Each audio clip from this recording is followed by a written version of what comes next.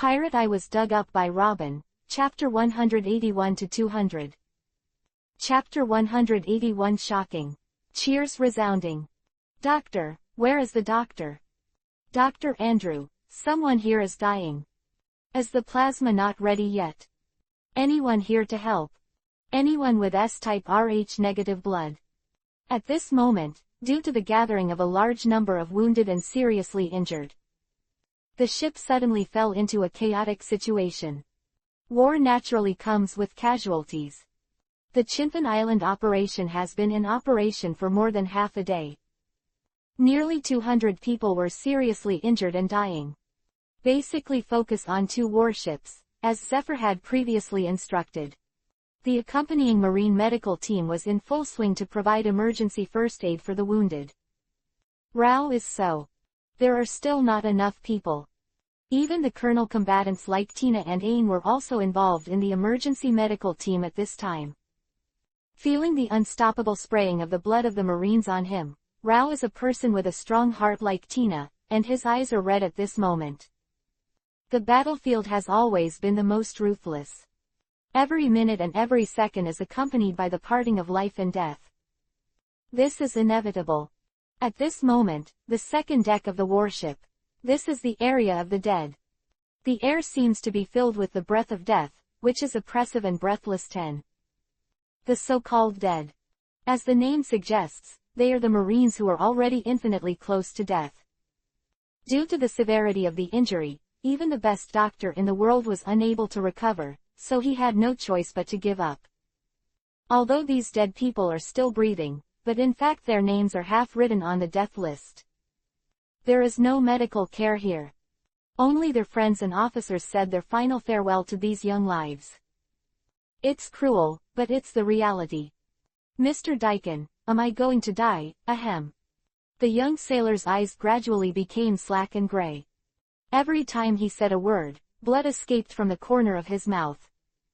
In today's war, this young sailor was hit in the gut by a blunt weapon from a big pirate with a reward of 80 million. A large dent in the chest. The internal organs of the body are even more torn apart. If it were an ordinary person, he would have been dead for a long time. He has been able to survive until now, not only because of his usual practice, but also because of his own tenacity. He is only 20 years old now, joined Marine for 2 years, and has been promoted to corporal in Marine's headquarters. Good enough for someone from an unorthodox school. Over time, he will surely be promoted to the schoolmaster.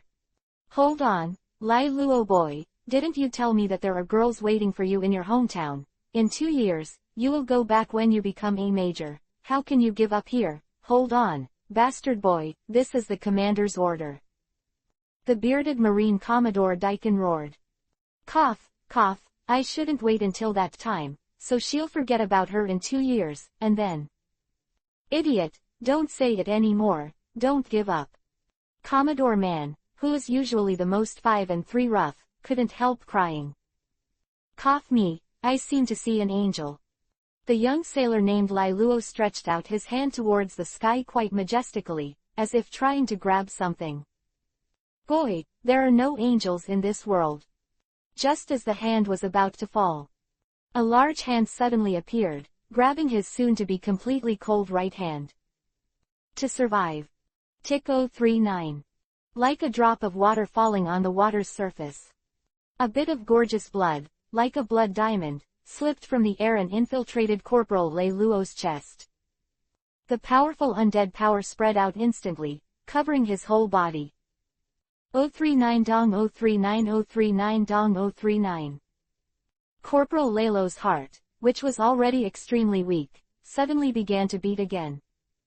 Louder than louder. There was only a tiny bit of vitality left in his body, and it was also growing gradually. The broken internal organs are recondensed and connected together at this moment. This is not even a professional doctor. Even if you can't see the miraculous change that happened in Lai Luo's body, Beard Commodore Daikon can also feel it. I could feel the gradually improving aura of the subordinates I regarded as my son and nephew. As a result, the emotions of shock and joy quickly occupied his whole body. Commodore Daikon turned around in a daze, looking at the young man in white who appeared behind him at some point. The twin tigers stared roundly. "Sir, are you a doctor?" Daikon asked in a trembling voice. "Not because of fear. Rather nervous." "That's right." Roland nodded calmly. "Then this kid, Lai Luo, can he survive?" "No, he must survive." Commodore Daikon asked with a look of hope. "Ah, with me, he can't die." Rollins affirmed. "When the kid wakes up and tells him that he is good enough, he will go back if his injury is healed. It's time to talk about it and do what he needs to do. Don't let other girls wait for him for too long." Roland waved his hand without looking back, and then walked to the next dead Marine. Marine Commodore stared blankly at Roland's back. Although he didn't know who the other party was. They don't even know if they are enemies or friends. But at this moment, in his line of sight, the image of the young man in white in front of him suddenly became infinitely taller. Since Roland said that Laidlaw could survive, it must be. Commodore Daikon nodded heavily. "I'll tell the boy." 120 Dajin Yingdao. "Mr. Daikon, what are you talking about?" At this moment, the familiar voice of Corporal Leiluo came from Daikon's ears again. "Leiluo, you're awake." Daikon turned his head. When he saw the state of Corporal Leiluo at this moment, his eyes suddenly became round again. The whole person was shocked to the point of incomprehensible. What on earth is it? Previously, Kid Leiluo was still on the verge of death, and even Marine's best doctor had no choice but to give up. However, it is now in situ, resurrection. Not to mention dying. That complexion and that mental state were no different from usual. "Mr. Daikon, why do I feel that the wound on my body is healed?" Corporal Leiluo also noticed the change in his body, and suddenly shouted with shock and confusion on his face. "Me too, the wounds on my body seem to have recovered too. And my arms, too. My right leg too. And me. It's a miracle. Lord God. It was Lord God who saved us. Not just Daikon and Leiluo." On the second deck, the seamen, who were already full of energy, all miraculously got up at this moment. As a result, the cheers of joy instantly resounded across the sky, shaking the audience. Chapter 182 The Miracle Reappears. "Dr. Andrew, is there really no way out?" Everyone on the second deck is still alive. In the cabin of the warship, Major Marine, a beautiful woman with long pink hair, said with an unbearable face. For Tina, she is not a stunned young man who first entered the battlefield like Tashigi. Just like this, such a tragic battle. It was the first time for her. Of the Great Route, and she encountered some weak pirates. She can take care of everything by herself without the need for ordinary Marines. She has not participated in a large-scale battle like today's for 10 years. So much so that she almost forgot the cruelty of war. Do not. War is cruel. But right now, what's happening here is even more brutal. Those sailors who gave up even doctors, how desperate they must be at this moment. Thinking of this, Tina's pretty face showed endless unbearable and heartache. "Colonel Tina, if there is nothing important, please don't disturb the old man's work. The old man is busy now." At the top of Marine Hospital, Andrew, the oldest military doctor in Marine, spoke calmly. "Uncle Andrew, don't even you have to watch the second floor waiting to die? Is there nothing you can do?" Tina asked inexplicably. "Yes." The military doctor named Andrew nodded. "We've done everything we can. But, Colonel Tina, do you think I don't want to save them? Can my heart really calm down watching those young lives pass away?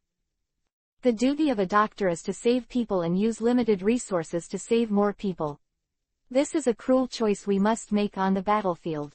So far, the old man has made countless choices, and I don't want to." Speaking of this, the face of old Andrew also flashed the color of extreme pain. If that person were still there, if that gentleman were still there, things would have been different. No one has to choose. No one will be given up. No one needs to despair. of nostalgia and remembrance flashed in old Andrew's turbid old eyes.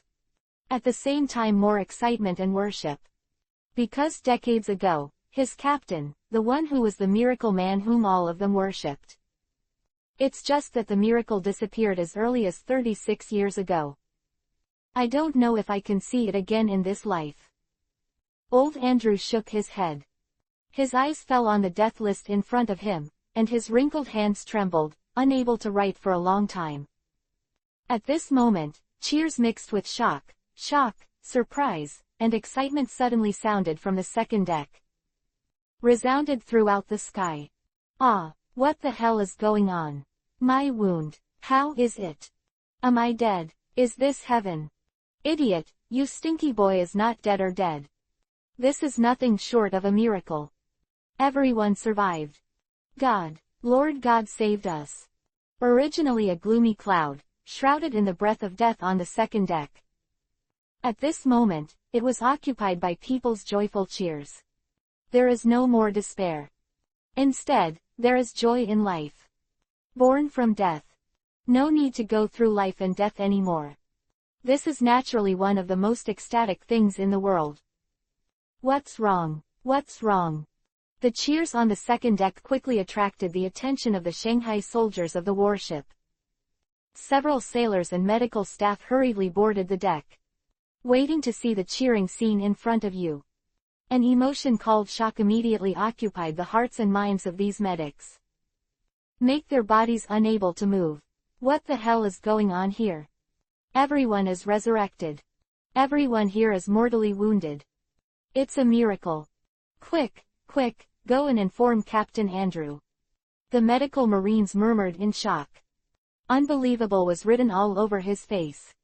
They are most aware of the serious injuries of the sailors on the second deck. However now, all the seriously wounded and dying marines were all alive. The lively kind. As if the previous serious injuries were fake. If this is not a hallucination, then it can only be explained by miracles. No, miracles. This is the grace of God. At this moment, even the sailors who never believed in gods would pray and thank them subconsciously. What the hell happened? After a while, Tina, Ain, and the chief medical officer, old Andrew, also hurriedly boarded the second deck. Then, next moment, the three of Tina were also so shocked by what they saw in front of them that they couldn't say a word. Captain Andrew, this is a miracle, a miracle. Everyone survived. Everyone who was seriously injured survived. It must be Lord God who has appeared. Everyone shouted excitedly. Daikon Commodore, what the hell is going on? Tina, who was completely shocked, saw Commodore Daikon hugging her subordinate Lalo, and asked immediately. Tina, look over there. Before Commodore Daikon could answer, Ain seemed to have discovered something, pointed to a figure in the corner of the deck with his back to them, and exclaimed in shock. Tina followed Ain's direction and looked. Of the last seriously injured sailor, Tina's small mouth suddenly widened to the limit. It turned out to be him again. But how did he do it? Is this really the miracle he caused? Tina murmured unconsciously. Colonel Tina, as you can see, the miracle here is done by the gentleman over there. Commodore Daikon looked at Roland's back with excitement. That gentleman is a god. He saved me and everyone here from the god of death. He must be a god.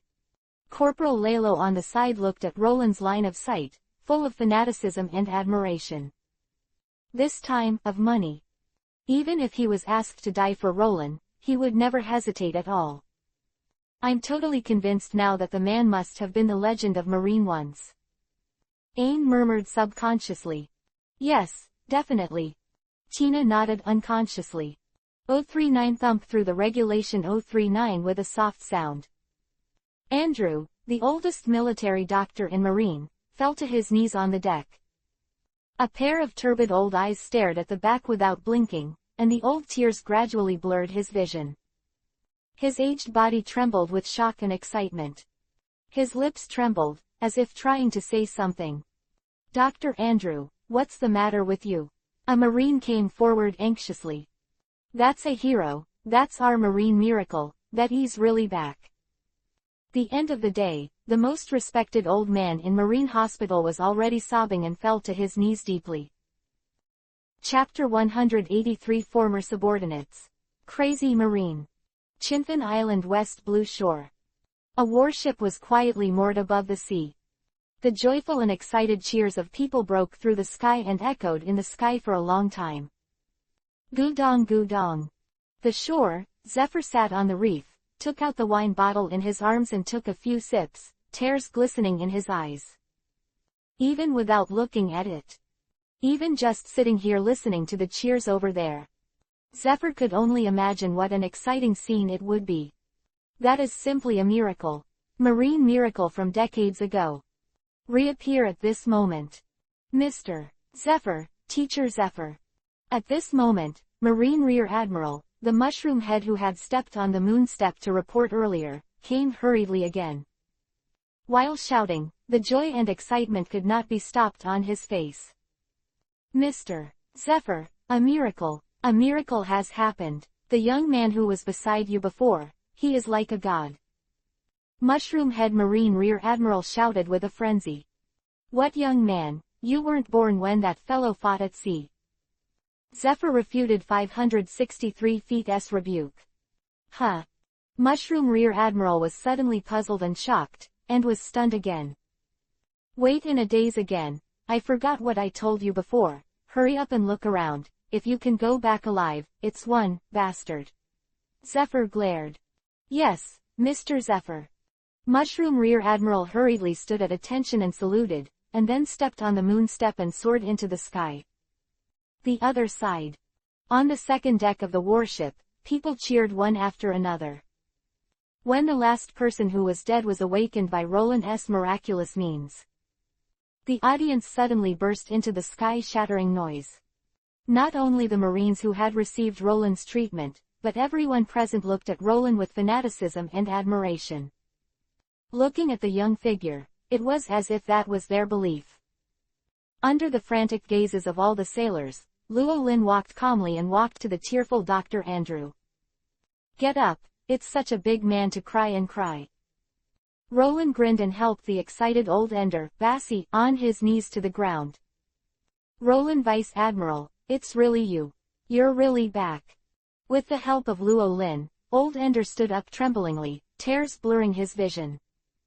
But it couldn't blur Luo Lin's appearance. R.O. Lin.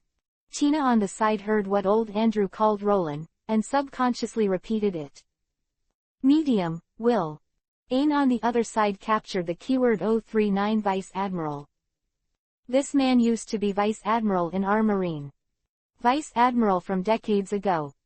At this moment, in the hearts of Tina and Ain, the mist that shrouded Roland's body dissipated a little, allowing them to see a vague corner of the truth. Bring the dying back to life. With such miraculous power, Marine Vice Admiral will definitely not be unknown. It must have left a strong trace in Marine's history. However, these new generation Marines have never heard the slightest legend about it. There must be a huge mystery hidden in it that can shock the whole world. Tina and Ain looked at each other, both seeing desire in the other's beautiful eyes. The desire to solve this puzzle. Roland didn't care about Tina and Ain's overwhelming curiosity. At this moment, Luo Lin also looked at the old man in front of him with a look of nostalgia. Decades ago, when the old man was a young man, he used to be a combat doctor on his ship. A special medic who fought more than healed. At the beginning, Roland was worried about burying his talents and wanted to send him to the GARP ship to be an orthodox military doctor. It's just that Andrew didn't agree to die. During the few years on the Roland ship, the medical skills were not long, but they learned observation hockey and armament hockey thoroughly. I even wanted to change jobs. But 36 years ago, after Roland disappeared, Andrew was also disheartened and lost his ambition to fight behind Luo Lin, so he picked up his medical skills again. Up to now, it can be regarded as a standout. I haven't seen you for decades. In the medical field, you really have a bit of an admiral demeanor. Roland patted old Andrew on the shoulder and praised. No, Roland Vice Admiral, if I could, I'd rather follow you in charge. Old Andrew shook his head, and said with a frenzied face. Ha ha, Roland shook his head with a smile. Andrew, just call me Roland in the future, after all, I'm no longer a vice admiral. Roland said casually. How could? Okay, there should be other seriously injured sailors on the warship, and then leave it to me. Roland interrupted. Yes. Old Andrew nodded heavily. After Roland's miraculous treatment, there were a total of 203 seriously injured Marines on the warship, all of whom recovered as before. No one died from serious injuries. This simply works a miracle. When learning this news, the entire warship immediately fell into a boiling mood again. Who is that gentleman? Looking at Roland, who left the warship and went to the coast, Commodore Daikon and the others all murmured in shock. Maybe that gentleman is the real Lord God. Corporal Lalo and other seamen who were healed by Roland spoke enthusiastically. Why do I have a sense of déjà vu with that kind of magical means? It's like I've heard it somewhere. Especially Mullah Rear Admiral Road.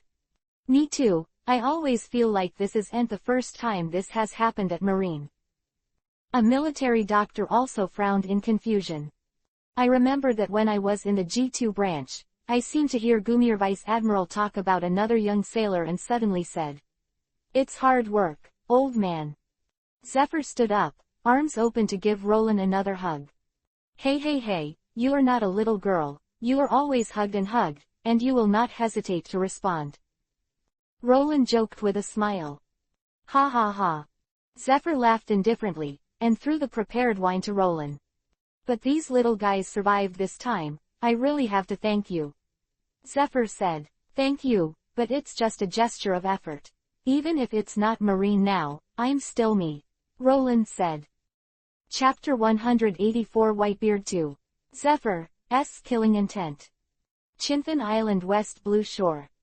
Roland and Zephyr sat around the reef and drank.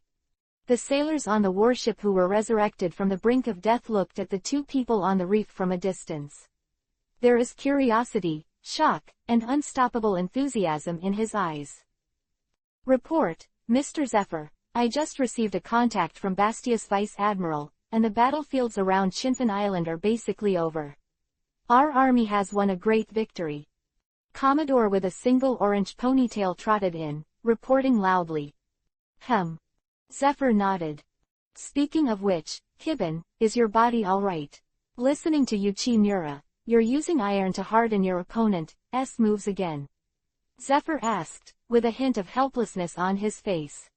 Among all the students he has taught, Commodore Kibben is one of the people who likes to use the Rokushiki iron block the most.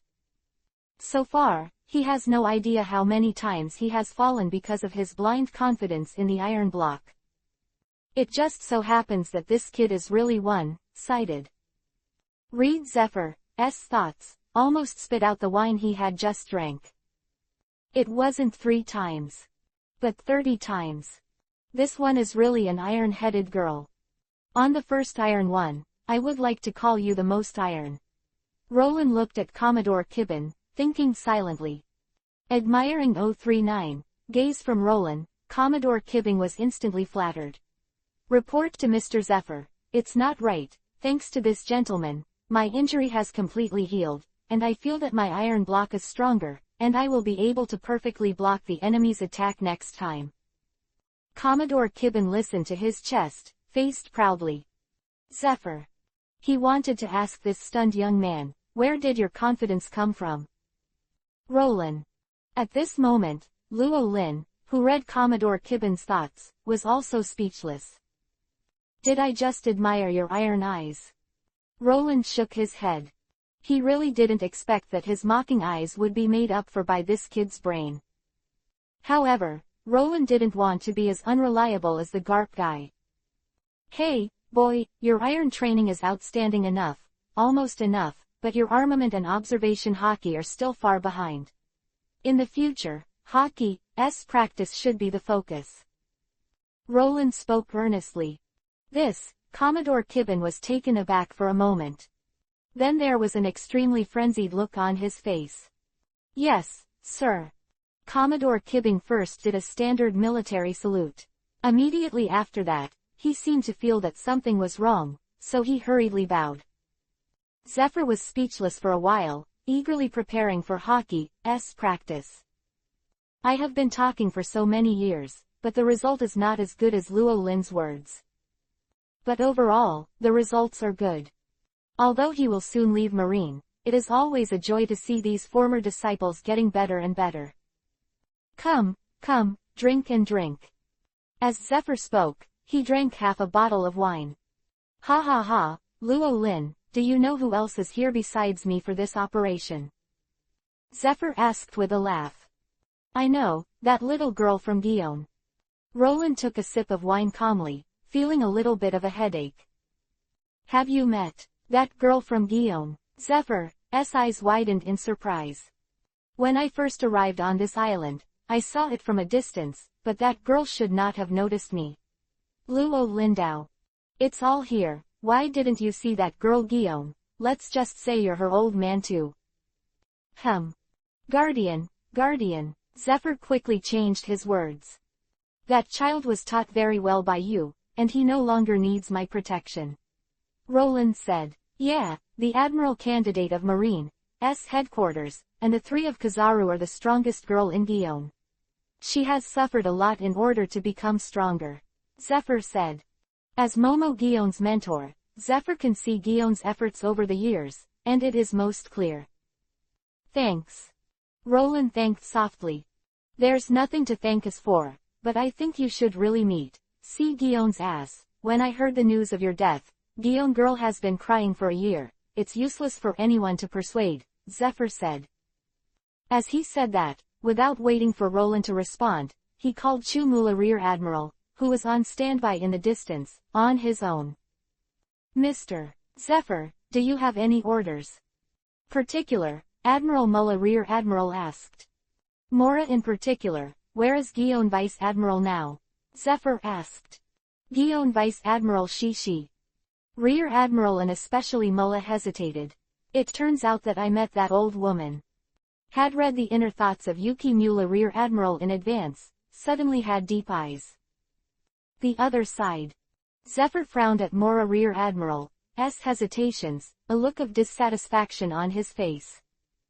Why don't you tell me, where is Guion now? Yes. Under Zephyr's majesty and staring eyes, Mula Rear Admiral stood at attention immediately, daring not to hide the slightest. Report to Zephyr Vice Admiral. Guion Vice Admiral is currently fighting against the hostile pirates on the northern plains, and Vice Admiral said she can handle it herself, so Zephyr, Sensei doesn't have to worry. Especially Mula Rear Admiral Road. Big pirate. Which pirate is that? Although Zephyr's observation hockey couldn't read minds, he was keenly aware of something wrong. Under the pressure of Zephyr's powerful momentum, especially Mula Rear Admiral suddenly broke out in cold sweat. Report Mr. Zephyr, the pirate named Edward Wable. What did you say? Boom 039. Reef table burst as Zephyr got up. You said Edward Wable, that bastard and that stinky woman are also on this island. Why didn't you tell me? Zephyr yelled. An emotion called anger took over his entire body, causing his eyes to be extremely bloodshot red. Of waves in the sea. Represents Zephyr's mood at this time. How could he not be angry? How not to hate? You know, 7 years ago, as the chief instructor, he led a boat of young lives and a boat of beloved students. Except for Ain and Bins, everyone else died at the hands of the pirate who called himself Whitebeard too. What? And his arm, which was cut off by Edward Wable's chopping knife. This deep hatred. Why report? Only by washing with the blood of the enemy. 039 bang 039. Murderous into the sky. No one could quell the killing intent in Zephyr's heart. If you can't calm down, then kill. Come on, old man, it just so happens that I still have an account to settle with that old woman. Chapter 185, Roland and Guion. Father and daughter reunited. The plain north of Chinfin Island. The original green grass has long since ceased to exist under the duel of the world's top powerhouses. The only thing left is the huge ravines that crisscross one after another. Divide the earth into thousands of pieces. 039 Kang 039. The sound of the clash of gold and iron continued. The dazzling golden sword light illuminated the night. The sword chi was tens of millions, and it cut out a gully after another on the ground. It hurts. Wabel, the stupid son of the landlord's family, let out a cry of pain and stepped back, leaving deep footprints on the ground. Mom, this woman is so fierce, I don't want her to be a wife, no more. Edward Wabel said aggrievedly. Most of his body was soaked in dark brown blood. That was the wound left on him by Jin Kunluo, the sharp sword in Gion's hand. 443. However, the strange thing is that even though so many wounds have accumulated on his body, Edward Wabel's breath has not weakened in the slightest. There was pain in his mouth, but the expression on his face was as stupid as ever, as if he didn't feel the slightest bit. This is simply unimaginable. That weird body doesn't look human at all. Just like a real monster. And that equally weird devil fruit ability. Call. Gion took a deep breath and calmed the blood surging in his body. The fighting continues to this day. Her sharp knife, Jin Kunluo, left many wounds on Bai Ai's body. In contrast, she herself was not unscathed. After all, her opponent was a monster with the power of the young Whitebeard. Her lotus arm was soaked with blood, and even bones were faintly visible from the wound. Her pretty face that can be broken by bullets is also stained with blood. It was hit by the blade of Wabel's Yongdao. It was her toughest fight in decades. But she is confident that she will not lose. Rare to finally wait until Dad appears. How can she fall here? She is going to Alabasta again. Go to that city again. See that man again. Thought here. The big sharp sword in Gion's hand, and the golden light on Jin Kunluo's sword became more and more blazing, as dazzling as the sun. Mom, it's scary, that woman. Cried Wabel, the foolish son of the landlord's house. Don't be afraid, my stupid son, that woman won't last long, no one can beat you. Wearing a leopard print coat and heavy makeup, the little old woman ISS Bacon encouraged. Really, Mom? Of course, because you are the biological son of the strongest man in the world, Whitebeard and me. How could you, who inherited your father's power, be defeated by this little girl? Little old woman ISS Bacon said proudly. I am Whitebeard's son, and I am strong. Under the bewitchment of Ice Bajan, Baitu Wabel no longer retreated, raised the scallop knife in his hand, and cut it down. 039 bang 039. With the fall of his knife, the atmosphere swayed, ripples. An incomparably huge sword chi slashed the earth and slashed towards the direction where Gion was. Even Gion's pretty face froze in the face of that monster-like knife. Toes lightly on the ground, to dodge. But in the next moment, something strange happened. Who was about to dodge to one side, suddenly found that her feet were as heavy as lead. The flexible body in the past is also clumsy because of this strange change. Although only for a brief moment. But a duel between the strong. A momentary mistake is enough to turn the balance of victory and defeat upside down. Woofufufu, stinky girl, the old lady has never done anything. It doesn't mean that you can ignore my existence. The little old woman with heavy makeup, Ice Barkin, let out a smug laugh. It's too late. Gion nibbled his teeth lightly, but he had no choice but to raise the big sharp knife Jin Kunluo, ready to take Wabel's knife hard. After this knife, even if it can be successfully blocked in the end, her body will inevitably be hit hard like never before. At worst, it may be impossible to fight anymore, but it can only be so. Gion made up his mind. The originally fluctuating eyes were also firmed. The terrifying huge sword aura was like a violent storm, rushing in. There was only the last 10 centimeters left from Gion's big sword, Jin Kunluo. Fluttered on Gion's forehead. 039 Kang 039. The sound of gold and iron clashing sounded. Guyon's pretty face was suddenly full of doubts. Because her Jin Kunluo didn't feel the weight. A black knife came out of the sky and blocked in front of her. Destroyed the terrifying huge sword chi. This black knife. Feeling the power of that black knife, the expression on Guyon's face shook unconsciously. In addition to the vibration, the body unconsciously felt some sensations. Not for black knives. But for the sword intent attached to this knife. Familiar sword intent. That's Dad's sword intent. Click. The slight footsteps sounded in Guyon's ears, but they were so clear.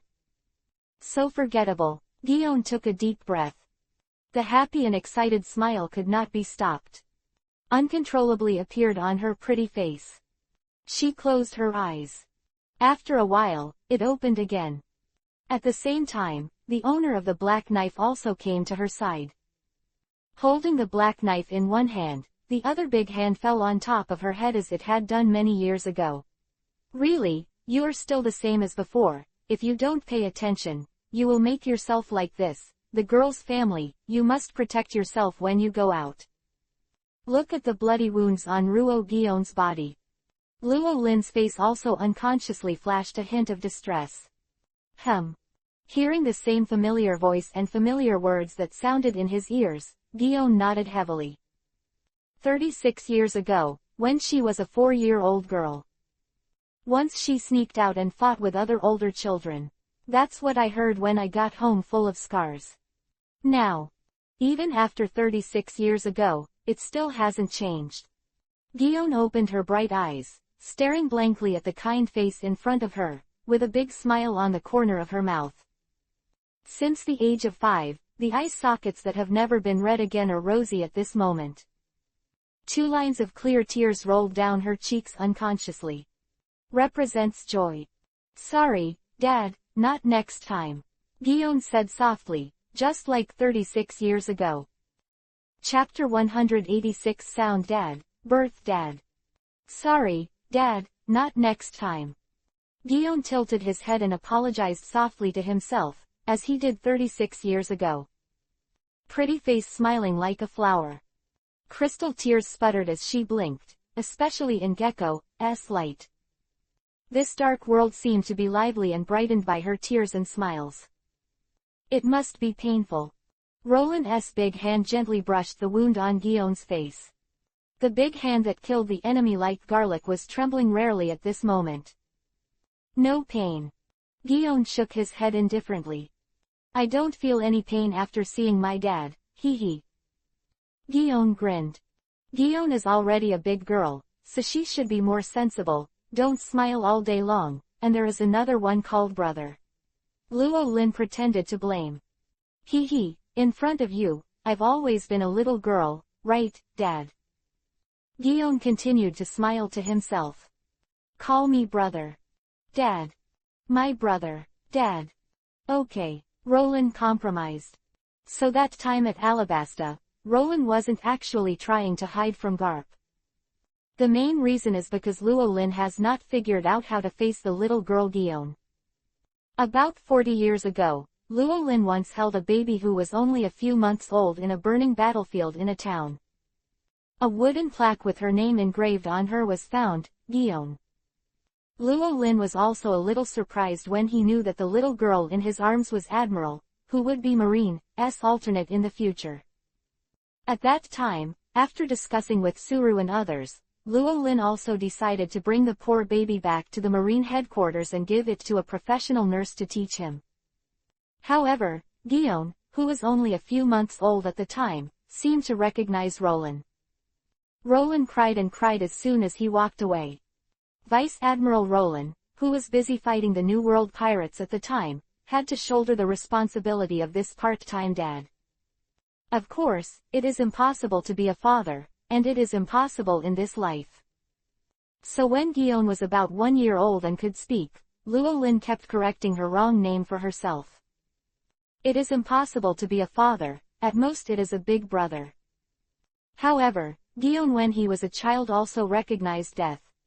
The sound father is the father of life, and he will never change his words. In this regard, Luo Lin is also completely incompetent, but he can't fight, and he can't scold. Until the incident 36 years ago, this trouble finally disappeared, because Luo Lin disappeared by himself. Now, even after decades, the former little girl has grown up completely, and has become a slim big girl, and even became the first person in the new generation of Marine Vice Admiral. However, in front of Roland, she remained the same. She was still the little girl who liked to walk around behind Vice Admiral Roland. She is still the little girl who will hurt herself if she is not careful, and then smile firmly and say it's okay. You really grew up. Roland's big hand brushed lightly on Guillaume's hair, his eyes flashing with reminiscence. Time seemed to freeze at this moment. Of course, that's only relative to Roland and Guillaume. Mom, someone has appeared again. My knife was about to split the woman, and it was a pity that she was disturbed by that person. Wabel, the stupid son of the landlord's family, said stupidly. The little old woman with heavy makeup, ice bacon, did not respond. If it was in the past, she would definitely comfort and encourage her silly son at the first time. But this time, she didn't speak. At this moment, her old eyes were just staring at Luo Lin's back. Under the cover of dark clouds, Gecko is not very bright tonight. Her cloudy old eyes naturally became more and more incomprehensible. However, even without seeing the front of Roland, even just looking at the back, do not. It was from the moment Roland appeared on the field. The hairs on the little old woman's body exploded unconsciously. Cold sweat instantly wet her whole body. The warning signs in her heart sounded to the extreme. The short body instinctively gave birth to great fear. The body is completely frozen in place from the inside out. What the hell is going on here? Who the hell is this bastard? Why does it make me feel so heart palpitations? Little old woman Ice Barkin was roaring and roaring in her heart. 039 hoo 039. Her breathing grew louder. If the woodcutter's house is as hoarse and unpleasant as the broken bellows in the woodcutter's house. Half an hour. Little old woman Ice Bacon fell heavily on the ground, and let out a startled scream. I said bastard, who the hell are you? ISS Bajan used all his strength and shouted hoarsely. Roland still looked at Guillaume with a kind expression on his face, as if he didn't realize it. Fine, you brought it on yourself. Little old woman Ice Bacon. My dear son, come on, hack them to pieces, and leave them alone. ISS Ba-Jin coldly ordered. Got it, mother. Self-proclaimed fool of Whitebeard too, Edward Wabel nodded, raised the symbol in his hand, and was about to cut down a slash that was even more terrifying than before. Yet at this moment, before Edward Wabel's crippling knife fell, a phantom sword intent suddenly appeared between heaven and earth. Like fallen leaves, floating everywhere. Seems like nothing special. However, with the passing of this pitch-black sword intent, the space cracked open with a click. I'm going to cut. Edward Wabel exclaimed. Just as his voice fell, the inconspicuous pitch-black sword intent arrived. Around his right arm. Next moment. 039 click 039. Wabel's entire arm, together with the space, was broken under the sword energy. 039 chi 039. Black-brown strange blood sprouted from Wabel's severed arm at 320. However, it was the same as the wounds Guillaume cut out earlier. Wabel's broken arm wound, which should have been bleeding profusely, stopped bleeding only after a few blood arrows. It was as if the arm of a zombie was cut off. Ah, Mom. After being stunned for a moment, Edward Wabel let out an anxious cry. Mom, my arm is so painful that my arm is broken. Edward Wabel echoed in the sky with a weeping voice. Don't panic, my dearest son, my mother will help you pick it up, so don't panic, take your mother now, let's get out of here first. The little old woman Bajan said don't panic, but her voice was filled with extreme panic and fear. If you don't care about anything else, run away. Wabel, the stupid son of the landlord's family, nodded blankly, making ice bacon sit on his intact shoulders, and was about to run away with a broken arm and a scythe. Dad, they're going to run. Guillaume reminded in a low voice. It's okay, I'll leave it to you, Teacher Zephyr. Roland grinned. 039 bang 039. Just as Roland's voice fell, the monstrous killing intent soared into the sky from the road ahead of Wabel and Ba Jin, dissipating the dark clouds in the sky, causing the bright moonlight to shine down. Under the moonlight, a sturdy purple-haired old man walked calmly, his lips lightly parted. As a result, a desolate and tragic Wang marine soul-soothing song rang between heaven and earth. Chapter 187 Wang Marine Song of Soul Town.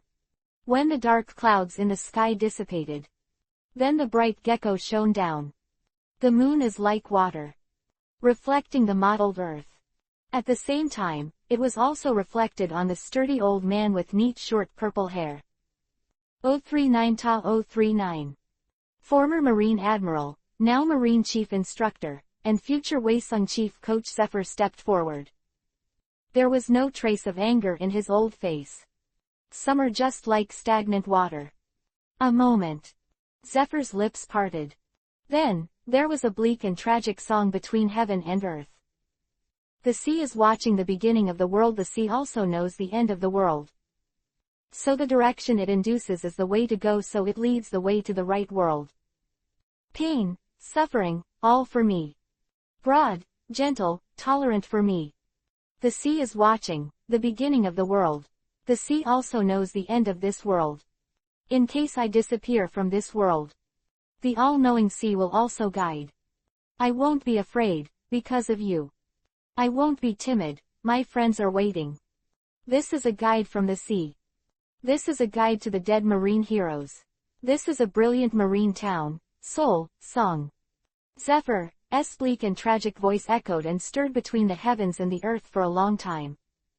Hearing that desolate song, a worried look flashed across Guillaume's pretty face. Even the joy of meeting his father, Luo Lin, was slightly diluted by the singing at this moment. Teacher Z. Guillaume murmured softly. No problem, trust Zephyr, that guy isn't weak enough to worry about your disciple. Luo Lin gently hugged Guillaume's delicate body, and spoke quietly. Another illusory sword intent was born out of thin air from the blade of He Dao Chu Shui. This time, it was Roland's own wrist that was as hard as a diamond. 039 tick tick 039. Blood diamonds, which were even brighter than onyx, flowed out of Luo Lin's wrist, dripping into the arm that Guillaume was pulling, dripping into the terrifying wound where white bones were faintly visible. This feeling Tilda for a long time. Feel the huge and familiar life force flowing in the body here. Guillaume that originally fell on Zephyr returns. Then the pretty face showed surprise. Dad, what are you doing? No, it's enough, I just suffered a little injury, and I don't need Dad to use his own blood to treat it. Guillaume struggled. Same as before. The last thing she wanted to see was Luo Lin, her omnipotent father, bleeding. Even if it's healing wounds for yourself. Because she didn't know if doing so would have any effect on Roland's own body. More because of distress. It's all right. Roland patted Guillaume's beautiful back and spoke softly. As long as Guillaume sits obediently as before, the girl's family will not be beautiful if there are scars on her body. Roland grinned. After taking care of the biggest wound on Guillaume's arm, his fingertips brushed the blood on Guillaume's pretty face. Then the blood stains on her face disappeared. Even the faint knife mark disappeared, leaving no trace. Followed by show feet, ankles, calves, waist. Well, it should be almost there, Guillaume, that's all the wounds on the body should be. Roland asked with concern. It's all right, if Dad is still worried, he can have a full body check like he did when he was a child. I won't refuse, if it's Dad's request. Speaking of this, Guillaume's pretty face couldn't help turning red. Even in front of Luo Lin, she was still a little girl. But after all, 36 years have passed. Her body is no longer that of a 4-year-old girl. You can't just show it to others. Even if the object is his favorite dad. It's just that the words have been exported, and naturally there is no room to take them back. If Dad really wants to have a full body check. Thinking of this tiny possibility, Guillaume's face suddenly became more transparent. Like cooked prawns, and red apples. 039 pop 039. A soft sound. Ouch. Painful cry. Guillaume raised his hand to cover his swollen forehead, his face puffed out, and looked at Luo Lin angrily. What are you thinking about all day, you little head? Roland's face was full of black lines. Slightly. Guillaume playfully stuck out his small tongue. Okay, don't make trouble, it's about to start, watch it carefully, your teacher Zephyr's revenge battle. Luo Lin said solemnly. He stared deeply at Zephyr, who was more than 100 meters away. The song is over. Zephyr stopped. The huge robotic arm in his right hand moved as the muscles of his arm bulged, emitting a large amount of scorching gas. Woohoo, who do I think it is? Isn't this the former Marine Admiral, Black Arm Zephyr, who was beaten to tears by my son 7 years ago? When Gecko saw the face of the person blocking the road, the little old woman Ice Barkin was stunned for a moment, and then laughed and sneered. What's the matter, Zephyr, Admiral of the Black Arm, haven't suffered enough from 7 years ago? You have to rush to die today, don't you want your other arm? Little old woman Ice Barkin shouted arrogantly. If you know each other, get out of the way for me, we still have important things to deal with. The cries and taunts of the little old woman Iss Barkin. Zephyr seemed unheard of. It's just that the aura emanating from him became more and more terrifying. The atmosphere around Ling seemed to freeze for it. Plus 4 years ago. Zephyr's first encounter at sea with Ice Barkin and his silly son Wable. Defeat it with the world-famous Black Arm. After the fool Wable cried and begged for mercy under the instructions of Ice Bacon. Admiral Zephyr, who was the kindest ever, relented and let him go. However, it was precisely because of that soft-heartedness that the tragedy 7 years ago was created. Ice Bacon, who had mastered the power of monsters and devil fruits, once again attacked the intern team led by Zephyr to avenge the original arrow. But even though Wable became stronger at an inhuman speed, he was still no match for Zephyr, who was once the most powerful in the Marine headquarters. It's just that Zephyr wasn't alone on the ship at the time.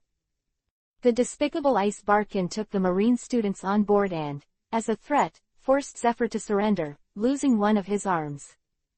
However, even so, Iss Bacon still did not stop. Ordering Wable to kill all the students except Ain and Bins, who were protected by Zephyr, he finally left. Today, this is their third encounter. This time, Zephyr had no ties to his side. This time, he will no longer have any mercy. The blood feud 7 years ago will end today. 039 bang 039. The section in the middle of S is the lyrics sung by Zephyr, the song at the beginning of Z in the theater version, the song is called Heydao. Plus. Chapter 188 Black Arm erupts. The end of the battle. There was a thunderous explosion out of thin air on the modeled Earth. There are no superfluous words. There is no need for any more words. The pain, remorse, and rage that had been pent up for 7 years in Zephyr's heart exploded at this moment. Boom 039. The ground beneath Zephyr's feet opened countless cobweb-like cracks at this moment. The parts of the pulverizer on the right arm are running fast. A dazzling light lit from the palm of the shredder, releasing extreme light and heat. Mom, it's scary, that person. Feeling the monstrous killing intent coming towards his face, Weeble, the silly son of the landlord's family, cried out in fear. Don't be afraid, my idiot son, this person is your defeated general in the past. You don't need to be afraid at all. Just like last time, defeat him. Little old woman, Ice Bacon, spoke with a ruthless expression. Immediately after, he quickly jumped off Weeble's shoulder and ran away. Come on, my dear son, beat him like last time. Iss Ba Jin roared. Under the bewitchment of Ice Bacon, the fool Weeble nodded confidently. Since my mother said that, then it must be right. I am better than you, wow. Buyer Shi Weibo held the young Dao with one hand in his left hand and slashed straight in front of him. 039 Keng Keng Keng 039. Weibo's scabbard collides with Zephyr's iron-armed shredder. The dazzling sparks splashed in and out. The powerful shock wave spread out, causing the Earth 030 to crack and sink. Smash BSTER. With Zephyr's loud shout, the light in the palm of the shredder instantly dazzled to the extreme. 039 Bang 039. The power of the smashing robotic arm, created by the genius scientist Vegapunk himself, exploded. Dazzling explosive flames spewed out, covering Weibo's whole person. 039 Bang 039. Under the impact of the crushing explosion, Weibo's head jerked back. The slender legs even retreated again and again unconsciously, leaving one deep footprint after another on the ground. It's hot, mommy, it's hot. Edward Weibo exclaimed. When the black smoke covering his head dissipated, a completely charred face was revealed. Whitebeard above his lips was also burned and no longer exists. Damn it, Zephyr, it's so despicable that you're still hiding this. Little old woman ISS Barkin spoke righteously. Immediately afterwards, he hurriedly looked at his silly son Weibo. My beloved son, don't be afraid, this level of injury is not painful to your body at all, it doesn't hurt at all. ISS Bajan comforted. It doesn't hurt at all. Well, really, it doesn't hurt at all, so I'm relieved. Silly son Weibo grinned Isho with his scorched body. The 2 rows of white teeth and blood-red gums were exposed, in stark contrast to his scorched black face at the moment, like a ghost crawling out of hell. The sea is watching the beginning of the world, the sea also knows the end of the world. Listening to the rebuke of the little old woman Ice Bajan, the expression on Zephyr's face remained unchanged. The desolate and tragic sea guide's song was sung again in his mouth. It was so noisy. Listening to Zephyr's singing, Edward Weibo showed his own upset expression for the first time. The lotus knife in his left hand was raised high. A strange light suddenly lit up on the blade. Even with only one hand left, his power is still unparalleled. Kakaka. Edward Weibo's cockroach fell suddenly. So there was a hurricane with a fierce knife between the sky and the earth. Once he used this knife, hit a town. Now, this domineering knife was born again. Pain and suffering are all for me, broad and gentle are for me. Zephyr's tragic singing stopped here. Smash the tornado. The huge iron arm smasher fell heavily on the ground with Zephyr's movements. 039 Rumble Rumble. Shattered 039 under his heavy blow. It's not a regular smash like Roland's. Instead, it presents a patchwork distribution of highs and lows. Weibo's domineering knife touched and collided with the terrifying impact provoked by Zephyr, bursting with dazzling brilliance. And it turned into a visible tornado storm that swept away and covered the world. Smash bunt. Zephyr's angry roar pierced through the dust. At the moment when the silly son Weibo was still at a loss, Zephyr's huge mechanical shredder smashed the smoke and dust, and tightly clasped his charred head. 039 Boom boom boom. In successive explosions. Fireworks exploded over Edward Weibo's head. Black-brown blood mixed in with white brains. Damn Zephyr, for doing such a thing to my beloved son, Batty, my son, cut him with your power. Little old woman Ice Bacon finally couldn't help but let out an anxious cry. Okay mom, damn you, die for me. Weibo gave a loud shout. 039 Kang 039. Accompanied by a soft sound. A huge iron arm suddenly rose into the sky. That's the giant shredder on Zephyr's right arm. Was knocked out by Weibo with a strange ability. Ha ha ha ha, well done, my son, Zephyr bastard, I see what you're fighting with my best work now, just die. Little old woman, Ice Bacon, let out a smug laugh. Teacher Zephyr. Guillaume, who was standing side by side with Roland in the distance, watched the battle subconsciously and was about to take a step. Wait, Guillaume. Roland raised his hand to stop her. The next thing is the real beginning. Roland grinned.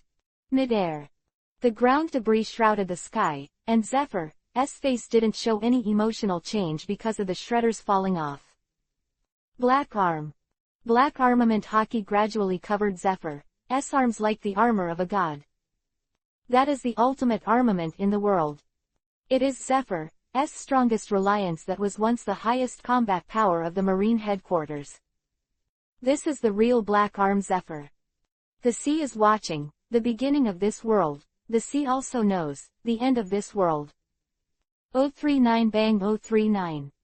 Atmosphere ripples in circles under Zephyr's black arm. A piercing roar, the ultimate armament, fist slammed down heavily on the hilt of the symbol that Wabel had blocked. Kaka 039. Wabel's blade, which was comparable to a big sharp knife, shattered. Completely exploded in the next second. 039 dong 039. Zephyr's black arm hit him in the face. Shoot down Wabel heavily. 039 dong dong dong dong 039. A heroic sound like the beating of war drums continued to sound between the heavens and the earth. It was the sound of Zephyr's extremely armed black arm colliding with Wabel's monster body. Under the power of the fully erupted black arm admiral, even Wabel, who is known as a monster, has no resistance at this moment, and his body is dented one after another. Stop it, stop fighting. Little old woman ISS Bacon shouted in horror. Stop Zephyr, surrender, we surrender.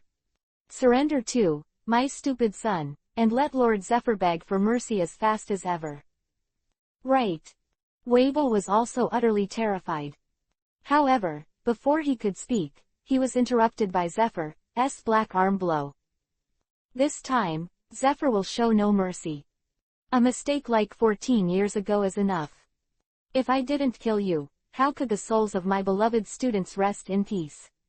Down pointing arrow finally, Zephyr spoke for the first time since the war started. With this angry words erupted. The armament hockey on Zephyr's left arm was so powerful and dense that it seemed to come out of his body. 039 bang 039. The ultimate armed one, fist fell. The island shook at this moment. A terrifying dark armed force invaded Wabel's body, destroying all the organs in his body. Severed all the muscle connections in his body. The battle is over.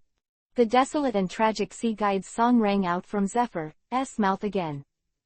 In case I disappear from this world, the all-knowing sea will also guide and not be afraid, because of you. Not timid, mates are waiting. End it. Chapter 189 The Shock and Fear of Miss Bajan. I won't be afraid because of you, I won't be afraid, my friends are waiting. Mottled Earth. The desolate and tragic marine soul song gradually went to the end. Soft moonlight wine falls, shining on the burly old man with purple hair. The sound came to an end. 2 lines of turbid tears silently slipped from the old man's cheeks and fell to the ground. 039 slam. Zephyr's aged body shook violently. His steps staggered gradually. This battle, he won. But it will never be as easy as it seems. In this intense battle, his body has now reached its limit. Just standing is doing your best. Still, it's all worth it. The regret and anger of 7 years ago have finally been vented today. Ha ha. Ha ha ha. Zephyr involuntarily raised his head and let out a few long, happy whistles.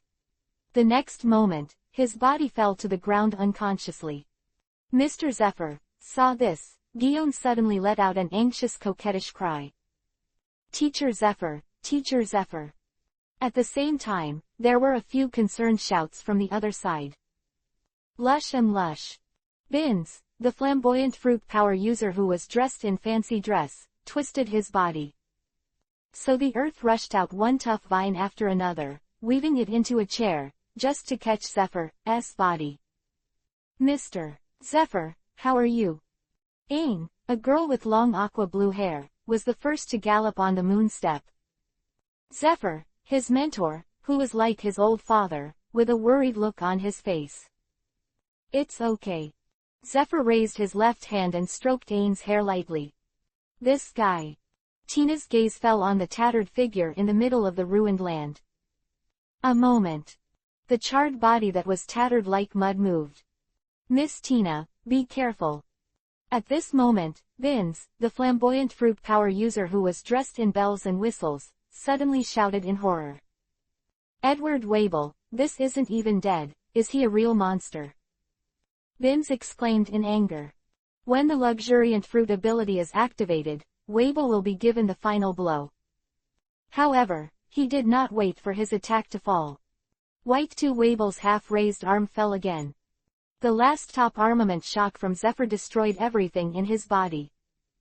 The inside of his body turned into chaos. Even the connections between the muscles are broken. Quote. Wable's relatively intact left eye glanced at the little old woman in the distance. With hope and longing in his eyes. You useless idiot son, you can't even win against an old and disabled person. You are not worthy of being my son at all. The little old woman with heavy makeup, ISS Bacon screamed viciously. Old Zhang's face was full of hideous expressions, but he did not feel any grief for his son's impending death. Because this wasn't her son in the first place. From the beginning to the end, she just regarded it as a powerful tool person, a tool person who collected money for her. Mom. The foolish son Wable, who was completely abandoned, lost his last breath, and his eyes gradually darkened. Damn. Ice Bacon, who confirmed that Wable could no longer stand up, looked extremely indifferent. That's it for now, next time I will bring a stronger and more useful son to destroy you all. Little old woman ISS Bacon spoke coldly. 039 bang 039. A purple smoke bomb exploded. Immediately, a large area of smoke rose up, covering all directions. It's still the same old-fashioned way. Just when Ice Bacon was about to take the opportunity to slip away, the illusory voice suddenly sounded in her ears. It was not loud, but it sounded like thunder in her ears, and her brain was shaking and buzzing. Who is it? Little old woman, Ice Bacon, let out a sharp scream full of horror. Next moment. Under her wide terrified gaze. The special smoke grenade 039 she prepared for the retreat smashed 039. Crash 039. Immediately afterwards, a gust of wind blew through the sky. The purple smoke with the cubes rose into the sky. The bleak gecko shone down again. Reflected on Luo Lin's smiling face with a faint killing intent. At the same time, it also fell on the pale face of the little old woman Ice Bacon, looking particularly cold.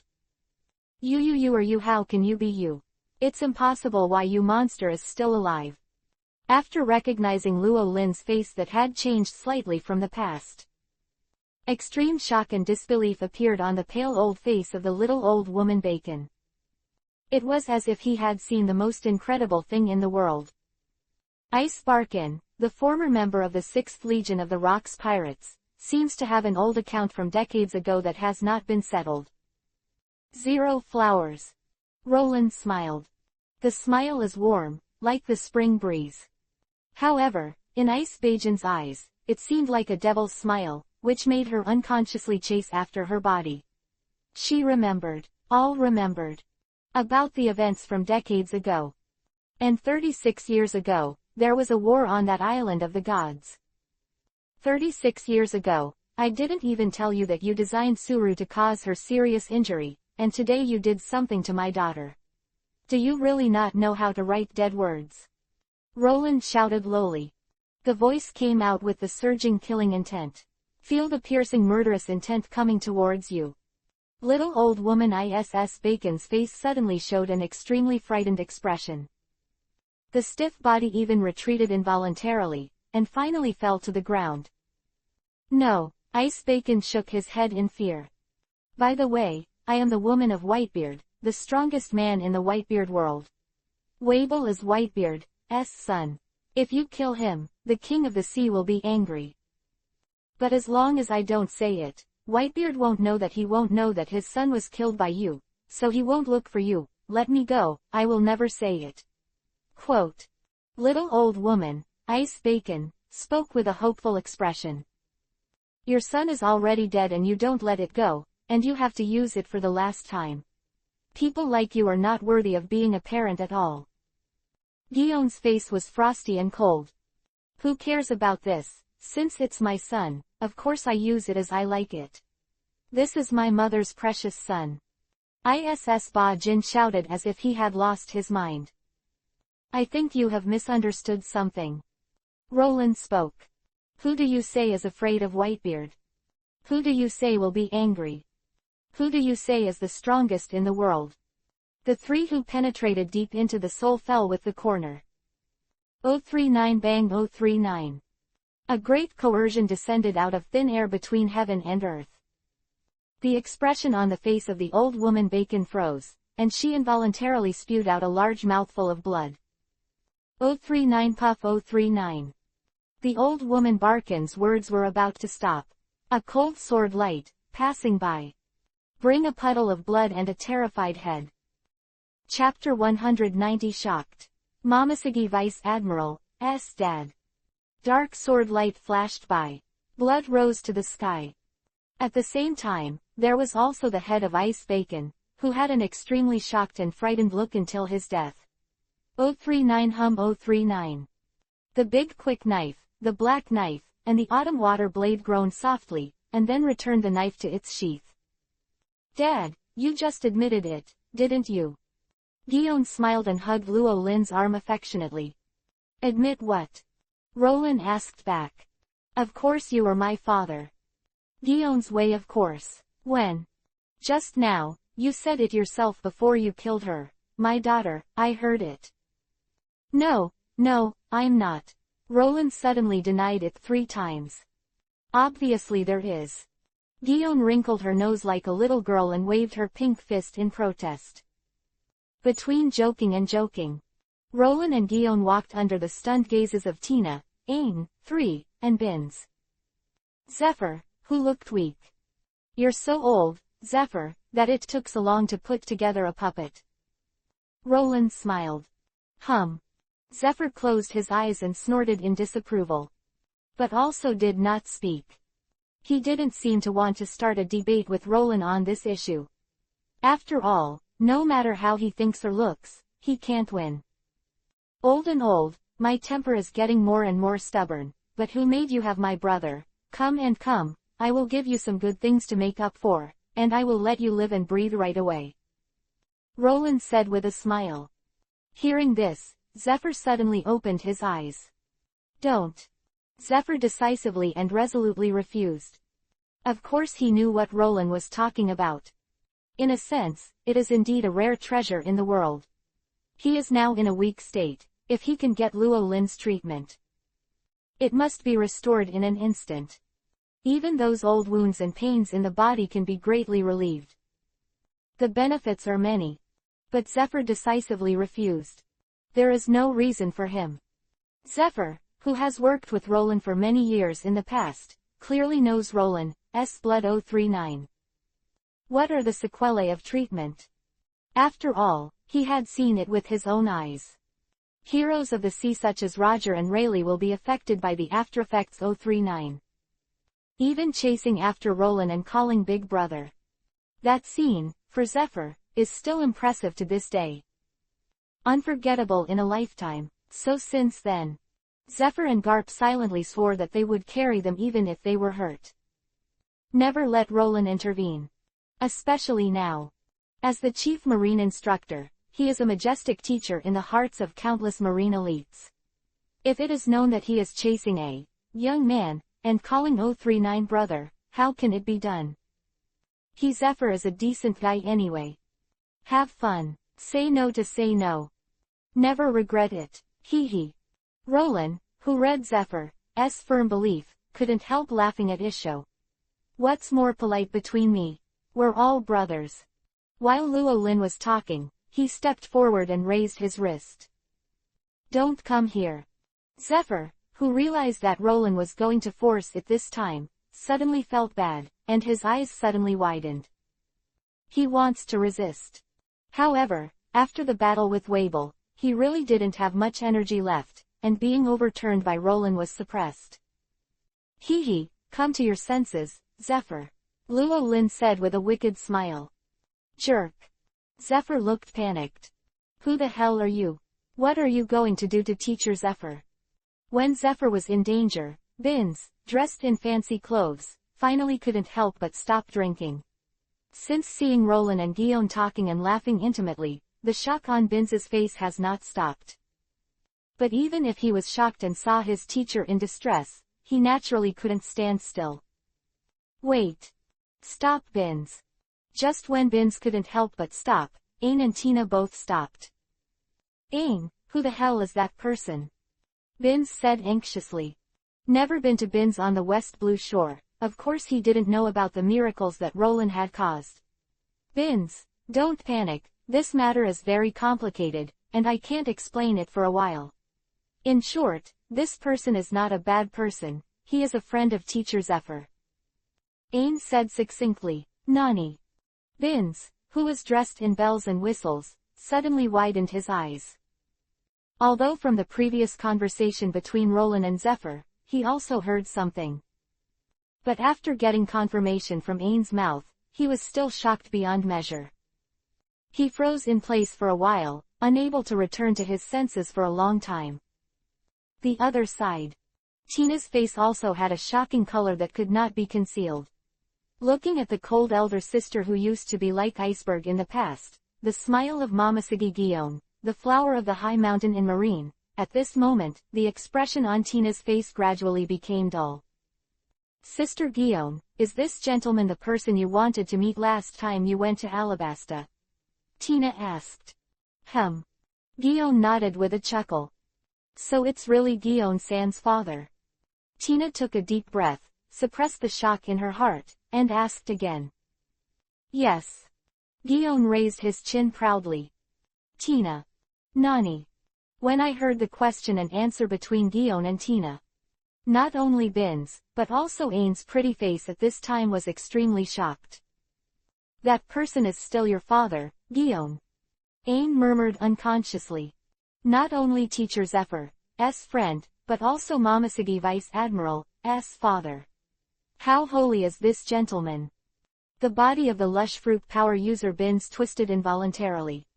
So the earth rushed out one after another of vines, wrapping his whole person in it. What Time heard was too shocking. He needs to find a place to be quiet and digest well. What's the matter, little girls? After finishing Zephyr's treatment, Roland clapped his hands and said with a smile on his face. No, nothing. Guillaume Chow had a bright smile on her face, and once again held 50 Luo Lin's arm intimately. Dad, let's watch the sunrise together.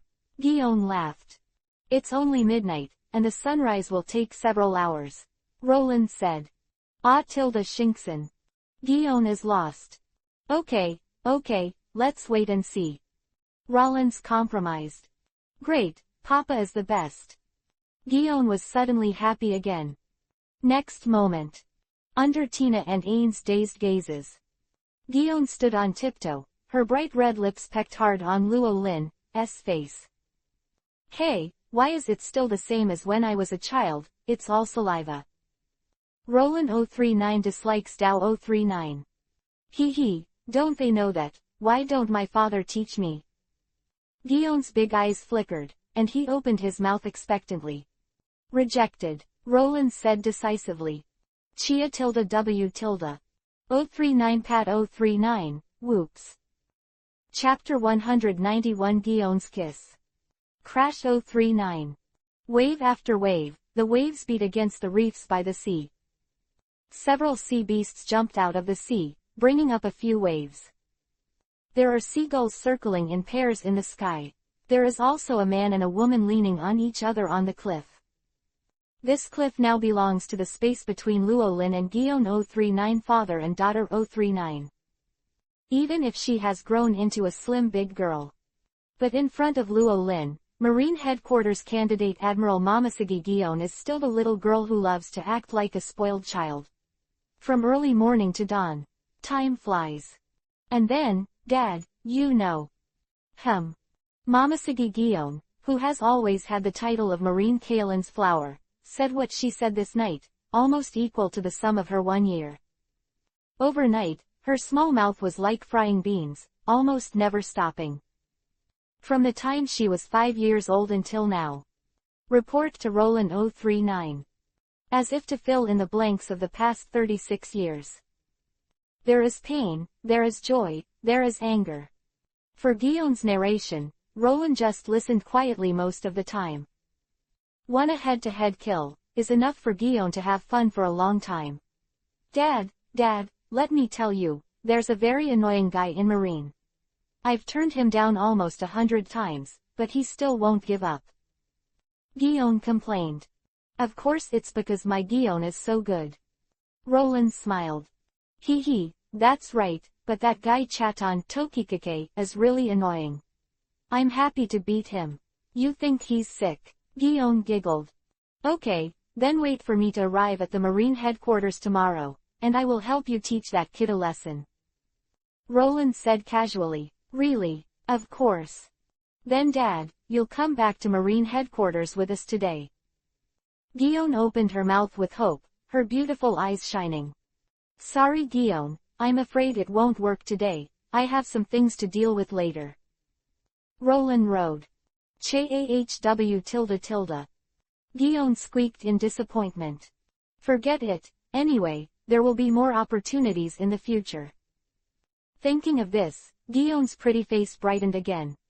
Look, Papa, the sun is out. Guillaume leaned against Luo Lin's arms and pointed at the fiery red morning sun at the end of the sky like a little girl, and let out a coquettish cry of joy. Eastern skyline. The sun rose slowly. The reflected sky and sea are splendid. A moment. The huge fireball completely jumped out of the sea and landed in the sky. Sunrise. Time to go. Sorry, Guillaume, next time I invite you to a big meal to make up for it. Roland said. Hee, then it's a deal, I want to eat a big feast. Guillaume said with an exaggerated gesture. Roland grinned and rubbed Guillaume's little head with his big hand. Then please, Guillaume, help me say goodbye to Zephyr and the others. Guillaume nodded obediently. Then let's do it first. Wait. Guillaume suddenly reached out and grabbed the corner of Roland's clothes. Anything else? Roland wondered. Come here, Dad. Guillaume waved. Roland leaned closer suspiciously. Next second. Soft lips imprinted on Roland's profile again. Time seemed to freeze at this moment. Against the backdrop of the fiery red morning sun. This scene is picturesque. 10 minutes later. Let's go. Guillaume on the cliffside softly in disappointment. Although it's a bit unfair to Sister Crane, it's better for my father not to go to Marine headquarters. Mr. Sengoku was really angry at the Enies lobby incident. If they met, it would be a bad fight, and world government. Guillaume's beautiful eyes flashed a sharp light. This time I will never let you do whatever you want. Now I am strong enough to protect Dad. Guillaume nodded firmly. 039 Wolala. Representing Vice Admiral, flutters in the wind. The flower of Takayama in Marine, the alternate Admiral Momoshige Guillaume returns. Chinfin Island West Blue Shore. 3 warships were lined up in a row, quietly moored on the coast. All the sailors had happy smiles on their faces, eager to prepare for the voyage. This Chinfin Island operation can be called a complete success. This action. Marines side participated in the battle with 3,000 Navy soldiers. 3,000 successful survivors. No one was killed. It's nothing short of a miracle. Created a miracle in the known history of Marine. And it's all thanks to the 039 Miracle Man whose name they don't even know. That medical technique can pass 039 God 039. No, maybe that is the real God. Sergeant Tashigi, do you think we can still see that gentleman?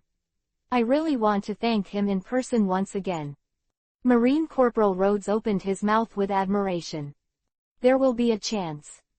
Tashigi's mouth curled into a smile. Definitely. Mr. Daikon, was that gentleman really our Marine's Vice Admiral? On the other hand, Corporal Lalo also spoke with a look of admiration.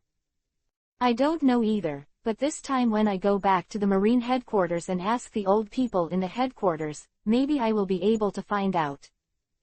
Commodore Daikon laughed. Hey, Corporal Lailuo, the gentleman said, let you go back to your hometown early. Don't make the little girl wait too long. After you go back, I will give you a holiday. Commodore Daikon chuckled. Ah. Corporal Lailuo was taken aback and scratched the back of his head at a loss. Suddenly, but if that's what the gentleman said, Corporal Lailuo seemed to have made up his mind and nodded heavily. Middle. Similar conversations are taking place all over the three warships. The atmosphere was lively. Momoshige Vice Admiral is back. At a certain moment, a Marine looked at Guion in the sky and shouted loudly. Guion's sister 853 inches. Sister Guion. Tina, Ain and others were the first to greet them. Sister Guion, where is that uncle? Tina asked awkwardly. Has gone. Guion nodded calmly. It's good to go, Zephyr grunted. The moment he turned around, a trace of loss flashed across his face. They didn't even say goodbye, they said they were brothers. HMPH, I'll settle the account with you when we meet next time. Zephyr thought to himself. Mr. Zephyr, your expression. Beside, Smoker looked at Zephyr's expression at this moment, and suddenly showed a ghostly expression. My expression. Zephyr was stunned for a moment, then reacted immediately, and immediately gave Smoker a fat beating. What are you doing here? You have nothing to do, right? Get out now. Zephyr shouted solemnly. Yes. All the sea soldiers were all terrified, and they quickly found things to do. After half an hour, the three warships left the ruined island of pirates with a large number of pirates and returned to the Marine headquarters. At the same time, the sky thousands of miles away from Chinfin Island, the newspaper delivery bird with its big sack was as busy today as ever. A moment. The space in the sky where the newspaper delivery bird was located suddenly became disillusioned. The next second, the delivery bird suddenly disappeared. Instead, a young man in white appeared. Finally caught up. Chapter 192, Disciple of Hades Rayleigh. The sun is warm and the breeze is not dry. Today is a rare good day for the great sailing route of unpredictable climate change. The news delivery bird with a big sack on its body soars in the sky against the sea breeze, bringing the latest sea news to people everywhere. A moment. Two ships, one large and one small, appeared in the sight of the paper-delivering bird. Business is coming. The paper-delivering wing Vivi turned, and was about to fly towards the two pirate ships on the sea. Yet at this moment, a terrifying thing happened to the newspaper delivery bird. The space around it suddenly underwent an indescribable and wonderful change. Quack! The newsletter Wu flapped his wings in panic. The next moment was the sudden disappearance of the bird and the newspaper. The reappearance is already in another sea area more than 100 miles away. At the same time, in the sky where the newspaper delivery bird was, a young man in white appeared instead. Roland spread out his right hand, holding a small piece of vivre card in his palm. Shaki had given him before he left Sabayati land. The owner of the vivre card is an intelligence agent under Shaki's command. It is used to point out the direction for Roland after he arrives at Chinfin Island. As a result, what even Shaki didn't expect, Marine launched a raid on Pirate Island. For various reasons, Luo Lin's trip was also delayed. It was only now that he finally met the intelligence officer. At this moment, Vivre card just pointed to the pirate ship directly below. It's finally caught up, it seems it's not too late. Meanwhile on the endless sea, two pirate ships, one big and one small, came into contact. One of the big pirate ships has a smiley flag on it. Representing the biggest intermediary in the underground dark world, the Joker, is also Don Quixote da Flamingo of Shichibukai. As for the other ship, there is a little-known pirate flag hanging on it. At this moment, another small pirate ship has been occupied by the Don Quixote family of the big ship. Lord Diamante, I have searched everything, there is no one on the boat. What the hell is going on? The coffee in the cabin is still hot, but why can't anyone find it? Don't we see a ghost? It's a ghost ship. Hearing this, the pirates of the Don Quixote family all widened their eyes in horror. Ah! Screams sounded. A tall man in red leather pants, Diamante, the top cadre of the Don Quixote family's cube army, kicked one of them into the sea. Idiot, in broad daylight, there are so many ghost ships. Diamante spoke coldly. The sight swept across the empty pirate ship, and finally landed on the observation deck above the mast. Hey, the bastard above, do you still want my uncle to invite you to come out? Agaga. The girl's helpless cry rang out from the lookout on the mast. Looks like it's over. Really, when did that person Shaki said come? If you follow him, you'll be heading straight back to Sabayati. The young girl on the observation platform straightened the peaked cap on her head and complained dissatisfiedly. Somebody's there. It's really up there. As expected of Mr. Diamante. The sound of flattery from the Don Quixote pirates suddenly sounded on the ship. Since you all said so, then I will admit it. Diamante grinned smugly at the corner of his mouth, obviously very useful to other people's rainbow farts. That. The girl in the peaked cap on the lookout raised her hand, interrupting Diamante's smugness. Would you believe me if I said I just happened to be in the same direction as you? The girl in the peaked cap asked tentatively. Since you said so, then I will believe. The girl in the peaked cap suddenly lit up. Sword, snake, sword. The corner of Diamante's mouth raised a mocking arc, and the western sword in his right hand suddenly swung out. Under the influence of Paramesha's ability to fly fruit, the fine iron western sword in Diamante's hand suddenly fluttered. It stretched out like a poisonous snake, biting towards the girl in the peaked cap on the shackles. Ah!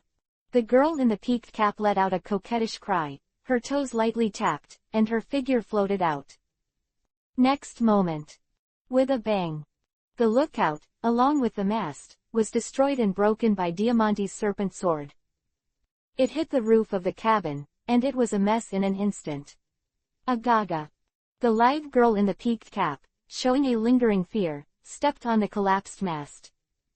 You, a big man, attacked a weak woman like me. It's so shameless. The girl in the peaked cap put her hands on her hips and scolded angrily. What did you say? How dare you speak rudely to Lord Diamante and don't want to live anymore? You stinky girl, I think you are tired and crooked. All the pirates on the Don Quixote transport ship were filled with righteous indignation. Lord Diamante, leave that little girl to me. The famous Quixote pirate stepped forward confidently with a big sword. After a second, only the sound of falling water could be heard, and the confident Dazward pirate was kicked into the sea. Stinky girl, there are 2 strokes, but when you meet our brother. 039 Putong 039 039 Putong 039. The 2 fell into the water again. In no time, there were more than a dozen water splashes on the sea. Agaga, why bother? The girl in the peaked cap shook her head helplessly. As the best intelligence officer under Shaki, the girl in the peaked cap is certainly not weak. Not just the fighting technique, but even observation hockey and armament are learned. And the teacher who taught her 2-color hockey is the legendary great pirate, Pluto Sirbaz Rayleigh. Oh, hockey's power is just a mere little girl. Even hockey has learned it. Now I'm really more and more curious about you, the money is good. Diamante grinned. Agaga, Diamante, Shichibukai Doflamingo's flying man, I may not be able to beat. The girl in the peaked cap stopped abruptly in the middle of her words. Next second, the little face under her cap showed an extremely shocked color. Her beautiful eyes widened, and her small mouth was also wide open. As if he had seen something incredible. What's the matter, little girl? If you're afraid now, it's a little too late. Looking at the shocked expression on the face of the girl in the peaked cap, Diamante's face suddenly showed a proud expression. The shocked expression on the face of the girl in the peaked cap was still the same, and she raised her hand and pointed at Diamante's back mechanically. "Brother, what are you pretending to do? Your boat is gone," the girl in the peaked cap said with a look of surprise. Diamante then suddenly turned around. Pull. Chapter 193. Diamante was shocked and lost his voice. On a dilapidated small sailboat, a young girl in a peaked cap stands alone on the collapsed mast. A group of Don Quixote pirates led by Diamante. Behind it is the endless sea. The current situation, for a girl in her 20s, is simply a desperate situation. But there was no fear in the face of the girl in the peaked cap. The look on the pretty face, as always. As Shaki's best intelligence agent, she's been in more dangerous situations than she is today.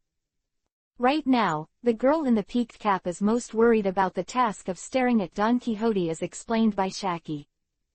A long time has passed since the appointed time, and the person in charge of the connection has not appeared. She could only continue to wait. It's just that this time the ship has been exposed, and I'm afraid it will take a lot of effort to dive directly into Don Quixote's ship. While thinking about it, the girl in the peaked cap glanced wide-eyed. So in the next second, there was another person suddenly in her sight when she looked at the Don Quixote transport ship. It appeared suddenly. A look of astonishment appeared on the face of the girl in the peaked cap. But the next moment, something even more shocking happened to her.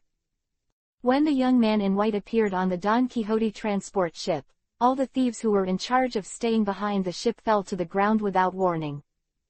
Clean and neat.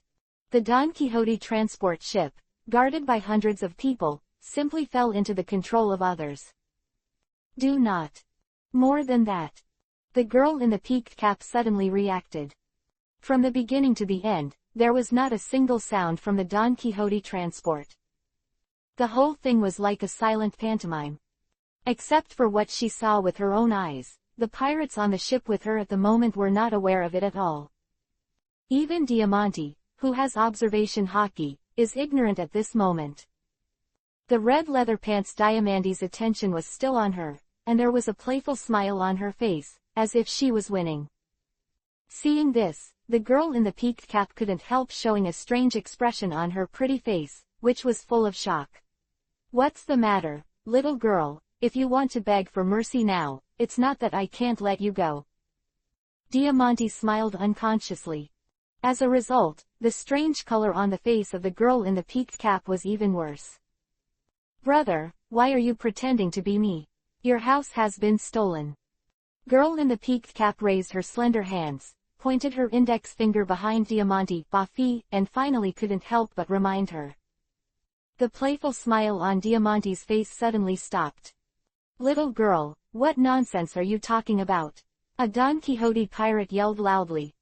"Sir Diamante, the people on our boat are down." Another pirate who turned around subconsciously to check the situation, suddenly widened his eyes, and then screamed in horror. "Nani?" This time, the other Don Quixote pirates were also stunned.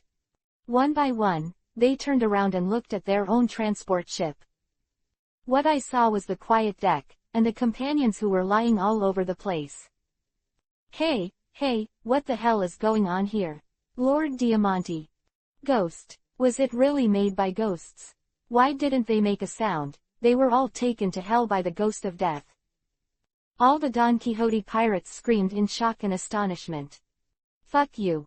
Diamante again kicked the panic-spreading idiot into the sea. The gloomy gaze was locked on the girl in the peaked cap. "I really underestimate you. There are even accomplices," Diamante said coldly. "Agaga, there's nothing you can do if you expose it, but I'll say that, my partner is very strong." Although she didn't know who the thief who suddenly appeared was. But since Diamante has made up his mind so much, let's admit it by the way, just to take this opportunity to escape. "Can you please tell me, where did your accomplice who did these things hide?" Diamante stepped on the mast suddenly, and the wooden mast suddenly appeared, cracks and crumbling. 039 squeak 039. Just as Diamante's voice fell, the sound of the door opening came from the Don Quixote transport. The first floor of the cabin opened, and Luo Lin walked out of the cabin calmly. Without looking at Diamante, she landed on the girl in the peaked cap. "Hey, little girl over there, you are one of Shaki's men, come on board." Roland spoke calmly. When Luo Lin's voice fell, the whole place fell into a dead silence. The girl in the peaked cap was stunned, because she now knows that the young man who suddenly appeared and sees the Don Quixote transport ship in an instant is really her partner. It was her 039 connector for this mission. Who is this person? Why give her an incredible feeling? When I first met Mr. Rayleigh more than 10 years ago. The girl in the peaked cap was shocked.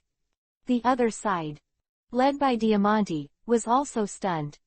What exactly is this situation? Arrogant. It's too arrogant.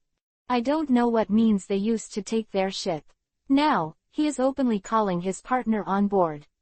Is this your ship, when we are the heir? Bastard, who the hell are you? What on earth did you do to our ship? And those people on board? Do you know who you are shooting at? Our captain is Shichibukai Heavenly Yaksha. We are members of the Don Quixote family. After knowing this, do you still want to continue to oppose us? You dare to provoke our Don Quixote family. I think you really don't want to live. After a brief stupor. 1. The pirates of the Don Quixote family scolded one after another. The noise is like the cicadas in summer, which is annoying. 193 Diant was shocked and lost his voice. 1555. Is it really disappointing that Xiaoming's subordinates are such a noisy group of trash? On the transport ship, Roland shook his head in disappointment. What did you say? Brothers, don't talk nonsense with him, come on. There is no need for Lord Diamante to shoot, let's go up and take him together. Don Quixote's pirates were instantly furious, and the guy jumped up, jumping back to his own transport ship, and besieging Roland. 039 bang 039. At this moment, Luo Lin on the transport ship took a step.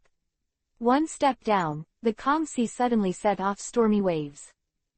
The Don Quixote pirates who just jumped into the air all rolled their eyes, instantly lost consciousness, and fell into the sea like dumplings. Conqueror's hockey. Finally, Diamante, the top cadre of the Don Quixote family, couldn't help but screamed in horror. Chapter 194, Conqueror Far Beyond Pluto Rayleigh. Boom. One step down. The sea made 1,000 waves. Conqueror hockey, so powerful that even the clouds in the sky collapsed, surged out. Taking Luo Lin as the origin, it swept and spread in all directions. The world seems to be at a standstill for a moment. The ferocious Don Quixote pirates just jumped up from the boat and stagnated in midair. The swords and weapons in their hands fell weakly. Their eyes gradually turned white, and they lost consciousness in an instant. 039 puff, 039 puff. A series of pops sounded. It was the sound of groups of pirates falling into the sea. The world is quiet. For a long time. The mighty conqueror hockey receded. 039 Gudong 039. Diamante swallowed hard. At this moment, under the impact of Roland's conqueror, only Diamante, who is the highest cadre of Don Quixote, can barely remain awake. However, the expression on Diamante's face is now dominated by shock. The terrifying oppression that blows. Even his spirit was a force that was completely suppressed. How could he not know? This conqueror hockey. Finally, Diamante's inner shock turned into a scream at the moment and blurted out. The air of a king like Dover. There is only one conqueror hockey in a million people. How is this possible? But it's just an area of paradise. And what happened to the previous conqueror? Is twice as terrifying as Dover's conqueror, no, 10 times. Conqueror hockey above this sea. Who the hell are you? The more Diamante thought about it, the more shocked his heart became. At the end, it overflowed and turned into a scream of horror. On the other side, the shock of the girl in the peaked cap on the mast was not much less than that of Diamante. This is Conqueror's hockey. The same Conqueror as Mr. Rayleigh. And much scarier than Mr. Rayleigh's Conqueror. Is this the terrifying monster that Shaki was talking about in the liaison? The girl in the peaked cap murmured unconsciously. Clear. All is clear. Whether it's those inexplicable words in Shaki's contact. 039 Pantomime 039 on the Don Quixote transport ship that she had witnessed earlier. The Don Quixote pirates who fell with the appearance of Roland before, as now, are all because of Roland's strong and monster-like Conqueror hockey. Agaga, a young monster more terrifying than Mr. Rayleigh, my god. The girl in the peaked cap widened her eyes. 039 Kaka was finally overwhelmed by the impact of Roland's previous Conqueror. It broke apart with a cracking sound. The girl in the peaked cap standing on the mast suddenly exclaimed. She was still in shock, and she was not mentally prepared at all. Falling straight towards the sea. However, just before the girl fell into the sea, the space suddenly had waves. The girl in the peaked cap felt a daze in front of her eyes. Next second, the position she was in was suddenly changed from the sea to the embrace of Roland. Cap girl. With this sudden change, the girl in the peaked cap immediately widened her beautiful eyes, staring straight at Luo Lin who was in front of her. For a while, nothing could be said. Little girl, I heard you say Mr. Rayleigh, are you Rayleigh's disciple? Roland asked with a smile. The smile was as warm as the spring breeze, flowing from the girl's heart. The girl in the peaked cap let out a comfortable low moan. Stimulated by the fiery temperature from Luo Lin's big hand, her delicate body trembled involuntarily. What's wrong? Luo Lin raised his brows. Nothing. The girl in the peaked cap, who finally reacted, quickly broke free from Roland's embrace. The pretty face that can be broken by blowing bullets has nothing to do with flying red clouds. 039 Hoo 039. The girl in the peaked cap took continuous deep breaths. Relying on the training since childhood, this suppressed the beating of the heart and returned to the previous peaceful state. Agaga, my name is Alice, the #1 intelligence agent under Sister Shaki. The girl in the peaked cap introduced herself. Roland. Roland nodded and replied. Forest. Vivi, who was like a distant mountain, frowned and fell into contemplation. At this moment, her brain is running fast. She wanted to find bits and pieces of information about the name Luo Lin from the vast amount of information she had gained from walking the sea in the past 10 years. After all, a young monster like Roland with Conqueror hockey will never go unnoticed. However, the final search results surprised Alice, a girl in a peaked cap. Nothing. This is simply unscientific. The #1 admiral under the intelligence expert Shaki. There should be no top powerhouses that she has never heard of in this sea. But where did the big guy in front of him come from? Could it be that something popped out of the rock? Listening to Alice's rich psychological activities, especially the last guess, Luo Lin was also completely speechless. Because from a certain point of view, Roland can indeed be said to have jumped out of a stone. This little girl's brain circuit seems to be a bit strange and interesting. Luo Lin thought to himself. Hey, little girl Alice, are you interested in working under me, with meals and lodgings, and free wages? Roland smiled and invited.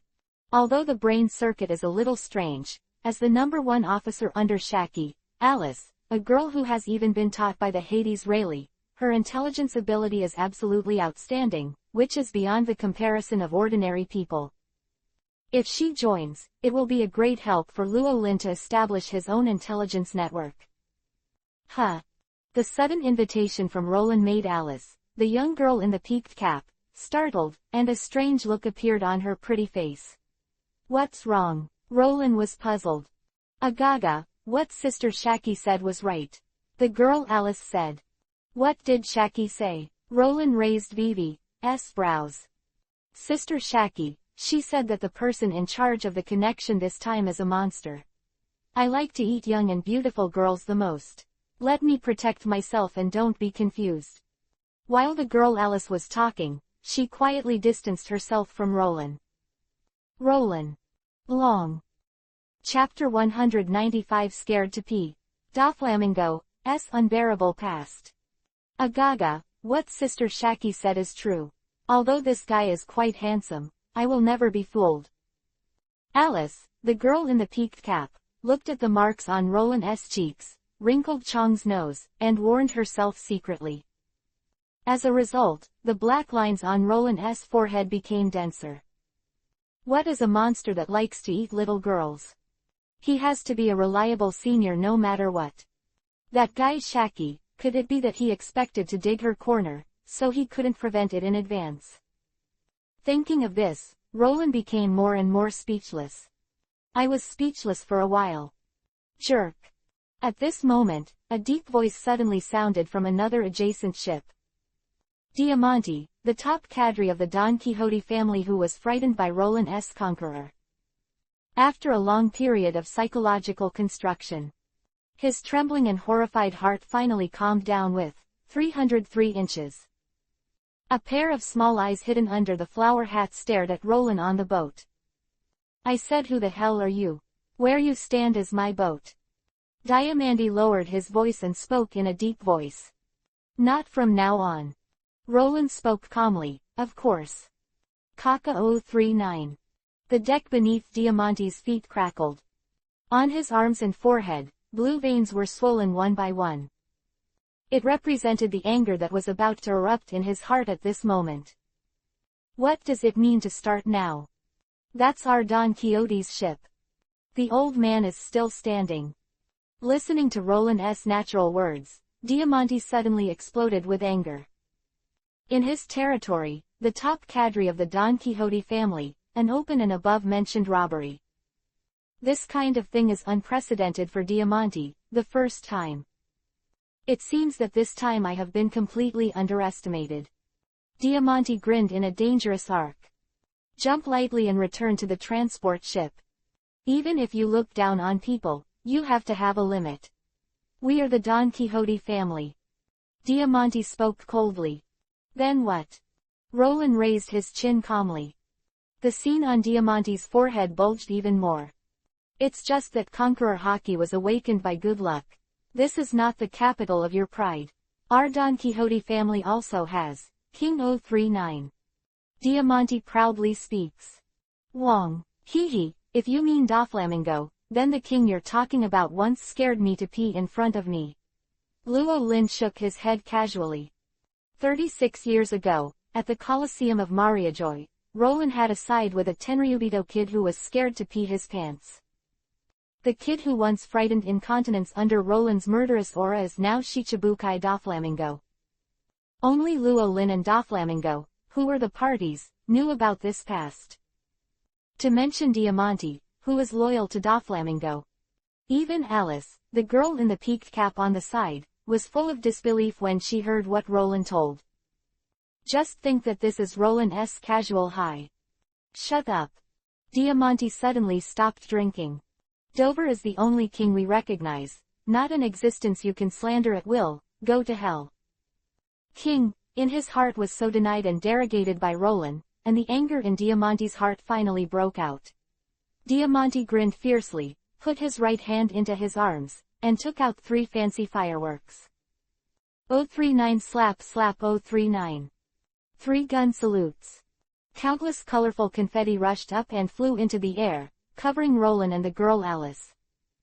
It fell slowly with the wind. Agaga, I always feel a little bad. Alice, the girl in the peaked cap, raised her forehead lightly, looking at the sky full of confetti. A warning sign unconsciously appeared in her heart. Those confetti are dangerous. It's just fireworks, no big deal, don't panic. Roland waved his hand, not caring at all. Hee, since you said so, let's make the fireworks come more violently, let's do it. Diamante Grim Isho. Death Stardust. With a loud shout from Diamante. The next second, the mutation suddenly occurred. The originally fluffy pieces of paper had undergone a fundamental material change at this moment. Yangyangjujo's scraps of paper recovered into sharp caltrops after Diamante's ability was lifted, rotating and shooting towards Roland and the girl Alice below. Dense, unavoidable.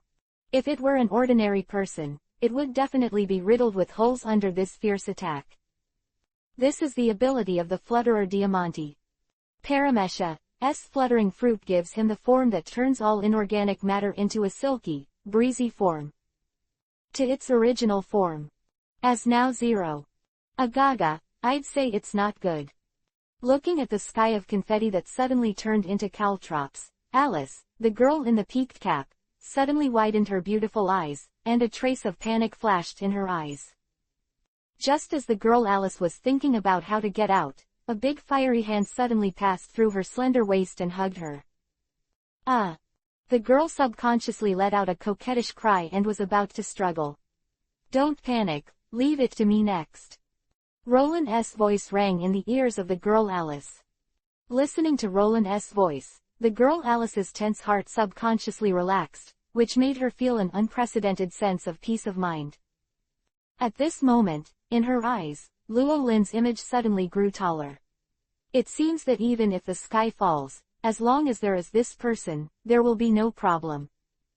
While the girl Alice was thinking about this, the rain of thorns suddenly fell under Diamante's cruel smile.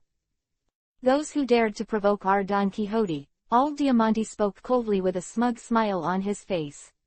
However, his words stopped abruptly before he finished speaking. In his wide and horrified eyes, Luo Lin's figure suddenly became indistinct. The airtight caltrops that almost enveloped the sky pierced one phantom after another. However, he could never touch Roland's real body. When the offensive stopped, all the caltrops all over the sky fell. Diamante was horrified to discover that Roland had walked straight in front of him. Only 10 steps away from him, unscathed. Not only Luo Lin, even the girl I-55 Lisi was unscathed. How is that possible? The sudden fright made Diamante unconsciously retreat again and again, pulling away, and a stormy sea surged in his heart. How did you do it? Is it your ability? Diamante exclaimed in disbelief. Hee, I don't even know about observation hockey, so I'm so embarrassed to hang out in the new world. Roland sneered. Observation hockey, hockey. Impossible. How strong is observation hockey to be able to avoid all the stardust so accurately? Diamante screamed in disbelief. You don't know, it's just because your level is too low. Besides, you mentioned my abilities just now, so let's make an exception today for you to see. Roland grinned Isho. The right foot is raised and then lowered gently. Smash. Chapter 196, Harvest and Inventory 2 Devil Fruits. 039 _ An invisible force centered on Luo Lin and radiated in all directions. A dazzling white light burst on the sea. The sea for several kilometers was still, and even the clouds in the sky fell into a state of absolute stillness. The next moment, without warning, the sea cracked and the sky cracked. However, it was not the kind of ordinary tearing, but turned into countless cubes. Between the heaven and the earth, there are regular cubic seawater, cubic atmosphere, cubic clouds and those cube sea beasts with terrified expressions under the sea. The only ones that remained in their full shape were the Don Quixote transport ship that Roland was on and the people on board. Aga Gaga, what a terrifying ability this is. Agaga, who had not yet completely emerged from the shock of Roland's extreme observation hockey, was once again filled with another larger shock. Is this power really the level that human beings can achieve? Are you not 039 God? Alice, the girl in the peaked cap, murmured unconsciously. It was already shocking to the point where Luo Lin's ability to destroy the sky and destroy the earth was unbelievable. Hee. Roland VV Isho didn't say much. But after seeing this power, this 10-interested little Agaga girl should recognize him a little bit as a senior. 039 Gudong 039. Feeling the crushing breath of the earth, Diamante rolled his Adam's apple and swallowed hard again. At this moment, from Luo Lin's body, all he felt was the desperate and insurmountable gap in strength. He knew that as long as Roland was willing. In the sea. Dead without a corpse. Fortunately, Luo Linjing had no plans to let Diamante smash the ship under his feet. As soon as his mind moved, the terrifying crushing power converged. The broken sky gradually healed, and the cracked sea reunited. Only that one, the head sea beast, cannot be recovered. Blood smeared the sea. Shocking. The power that shattered the world receded, but Diamante's inner unease was getting stronger and stronger. The feeling of death was always haunting him. Sure enough, the next second, Diamante's ominous foreboding came true. 10 paces away, Luo Lin still had a gentle smile on his face, looking harmless to humans and animals. But just looking at the smile on Roland's face made Diamante break out in a cold sweat. Fear gradually eroded and spread throughout his body. You've already seen my abilities, then I'll make an exception for you to see the others, just pay attention, it's a little painful. Roland reminded friendly. The right hand slowly forms a fist. A flocculent black thing appeared out of nowhere on the fist. Armament hockey so strong that it almost materialized out of the body. When the extremely powerful armament appeared, even the space collapsed and was overwhelmed. Diamante, I. Armament hockey on Roland's fist. Diamante wanted to scold her. Who wants to see your other abilities? If there is a choice, ghosts want to know your abilities. However, no matter how reluctant Diamante is in his heart, what should come is still to come. Cannot be avoided. This is what you forced me to. Even if I die, I will skin you. Diamante suddenly ferocious issue. Crazy emotions are used to temporarily suppress the fear in his heart. I take your hand, Banyu, funeral. Diamante shouted loudly, and the western sword in his right hand made a half-arc in the air. 039 Kyla 039. A crescent-shaped sword chi burst forth boldly from the blade of the western sword. Apart from Paramesha's flying fruit, Diamante's accomplishments in kendo are not bad. At least it has reached the level of a swordsman. This sword of his can definitely easily tear the steel and cut through the earth. But unfortunately, this time, what he encountered was Roland's fist. That added the ultimate armed fist on top of the advanced armament emission. 039 click. The half-moon sword energy that Diamante slashed with all his strength was shattered at the touch of a touch. 039 bang. Followed by the defensive steel cloak on his body, it would burst if it couldn't even block it for a second. Once again, the western sword in Diamante's hands. Under that terrifying punch, it broke into pieces and fell to the ground. Kalala 039. Finally, Diamante's whole body, a total of 206 bones. Yu Luo Lin's punch was all smashed. 039 dong 039. Diamante's body sank heavily into the deck, like a dead dog and like mud. Roland shook his hands casually, without looking at Diamante again. The people who were in the way are gone. Now is the harvest time. This time I was able to intercept this ship. Miss Alice, you have contributed greatly, so you should pick the spoils of this ship first. Roland smiled. Agaga. I was still in shock, unable to extricate myself, the Agaga girl responded in hindsight. Like a puppet, he followed Luo Lin into the cabin with one hand and one foot. After a while, when she saw the mountain of going treasures in the transport ship's treasury, the girl Alice's eyes immediately went straight. It's really rich. Alice, the girl in the peaked cap, murmured subconsciously. Hee hee. Roland Vivi Isho, let the little girl have fun in the treasure pile. Going treasure, no one doesn't like it. It's just that the more you watch it, the more numb it becomes. Going treasure in this Don Quixote transport ship's treasury is large. It is 760 less than 1% of what Luo Lin has collected in the past 3 days. 3 consecutive days of thousands of miles of raids. Roland almost took down all the bases of the underground dark forces in paradise. Every time you drop a base, you can get a lot of treasure. Not to mention there's also Ruffield's usury boat. After 3 days of action, Llewellyn distributed half of it to the poor islands and villages he passed by. More than half of the rest were randomly piled on various uninhabited islands and left to be picked up in the future. Roland didn't care much about going in the treasure house of the transport ship. But there is one thing, even the existence of Llewellyn is unavoidable. While Alice in a peaked cap was still rolling on the Golden Mountain, Llewellyn walked to the innermost floor of the treasure house. There are several famous knives and an open alloy box on the luxurious table. There are 2 fruits of different shapes side by side in the box. One is transparent, and the other is a neat cube, like a Rubik's Cube. There is also a label attached to each of the 2 devil fruits.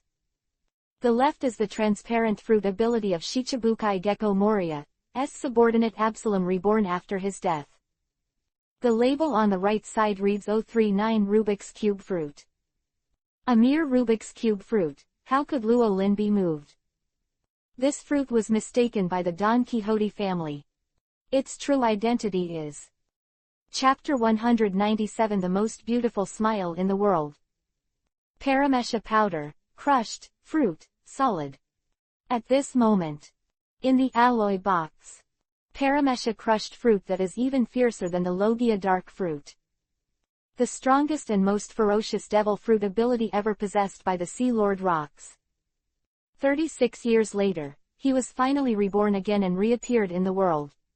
Compared with the rebirth of transparent fruit, it takes only a week in the present world. The regeneration of the crushed fruit that appeared after 36 years was too long. For a long time, Llewellyn even wondered if this ability had been collected and hidden by the world government. It is used to offset and deal with the crushing power on him. Do not. Roland narrowed Vivi's eyes, as if thinking of something. Maybe not really 36 years. During these 36 years, this Paramesha crushed fruit may have been reborn several times. After all, this ability is called the most ferocious, not just because his predecessor was Rox, the master of the sea. The most ferocious fruit ability can only be mastered by the most ferocious people. For example, the master of the sea Rox. Decades ago, Roland fought against the master of the sea, Rox. He used his own observation hockey to read some of Rox's memories. From Rox's memory, Roland learns about the former ability of the crushed fruit before him. That man is the titular eldest brother captain of the sea overlord Rox. It was from that memory that Roland saw the ferocity of this fruit's ability for the first time. 70 years ago, the young Rox went to sea with his eldest brother and became a pirate. Years later, they found a devil fruit trophy on a ship of a pirate group. After eating it, I learned that the name of the fruit was one Paramesha crushed fruit. While this crushed fruit brought great power to Rox, Big Brother, it also brought him endless pain. Because this cruel fruit, if it is not a real tyrant, it is impossible to control it. He once turned over and smashed his pirate ship because of one in his sleep. He also clapped his shoulders because he wanted to praise his subordinates, but accidentally smashed the subordinate he admired into a pile of meat. Since then, the captain, who was originally cheerful, became gloomy and withdrawn, like a different person. His closest companions dared not approach him again. He won't let anyone approach him again, not even his younger brother Rox. Even so, tragedy is still unavoidable. After witnessing the woman he loves being shattered by this ability, Captain Rox's eldest brother was completely crazy. Their pirate group, which had just become world famous, was disbanded. Last of the last. On the cliff of an island in the New World, after conveying his wishes to his younger brother Rox. The one who crushed the fruit used this ability to hurt countless people and completely ended his own life. He crushed himself. Decades later, Rox, who inherited the legacy of their eldest brother, re-established their own pirate group. Keep refining your body and mind. Exercise armament, observation hockey, and Conqueror's hockey. Become the great pirate that makes countless people in the New World terrified. Step by step toward the throne of the Sea Overlord. Until one day. Once again, Rox has encountered the tyrannical fruit that brought misfortune to him, and to his big brother.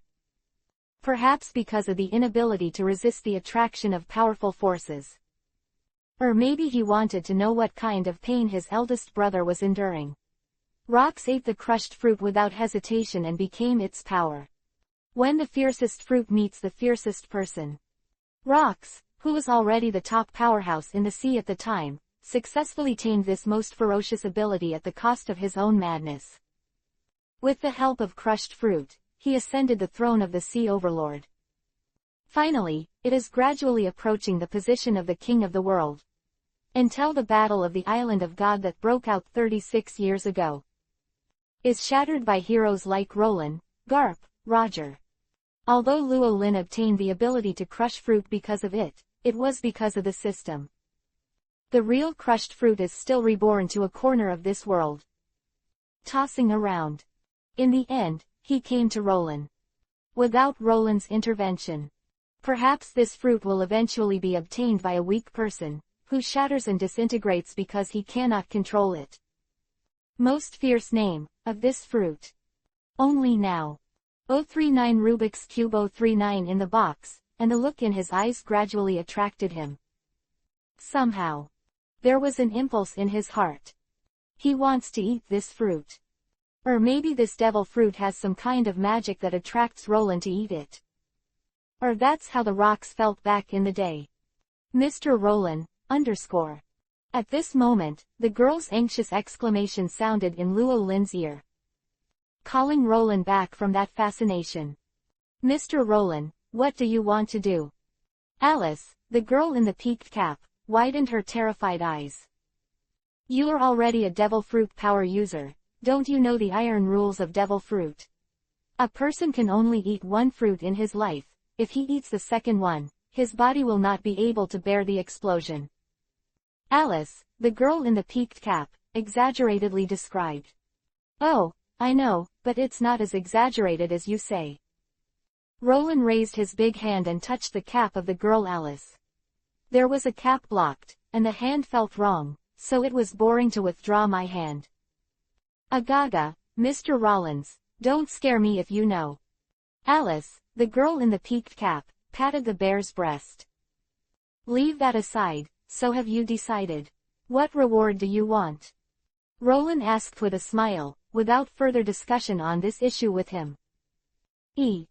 Alice in a peaked cap raised her eyebrows in thought. Gold Mountain, Roland asked. The girl Alice shook her head. Although she also likes Jinshan, it is not what she wants. How about these knives? Roland pointed to the famous knife on the knife holder. 3 good knives and 1 big knives. I have to say, there are quite a few good things on this Don Quixote transport ship. Presumably Diamante took a lot of it secretly, and also received a lot of protection money from other pirates. Good king is good big sharp knife. Girl Alice muses. Mr. Rayleigh is a gift. It's just that even if he gets a famous knife, Mr. Rayleigh won't be too happy. Maybe he changed hands and sold the famous knife at a low price for gambling. In that case, it is better to send money directly to the teacher. Teenage Alice denies.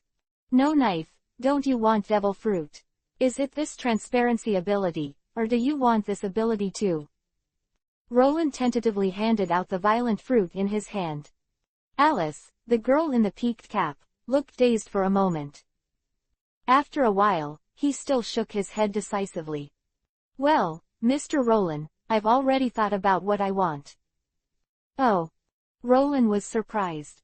I want those poor people locked up on this transport ship that are about to be auctioned off. I want to set them free, hee. At this moment, the most beautiful smile in the world bloomed on the pretty face of the girl Alice. Brighter than the sun. Chapter 198 Mulian Captain. Luo Lin's disciple and Roger Regiment Cadre. Don't going treasures. Don't want the famous sword that swordsmen flock to. Even the cherished devil fruit can be ignored. All Alice wanted was to free the people on board who were about to become slaves. For such a kind-hearted girl's request, what reason does Luo Lin have for rejecting it? All right, Mr. Rollins. Alice, the girl in the peaked cap, opened her big shining eyes and looked at Roland with a look of hope.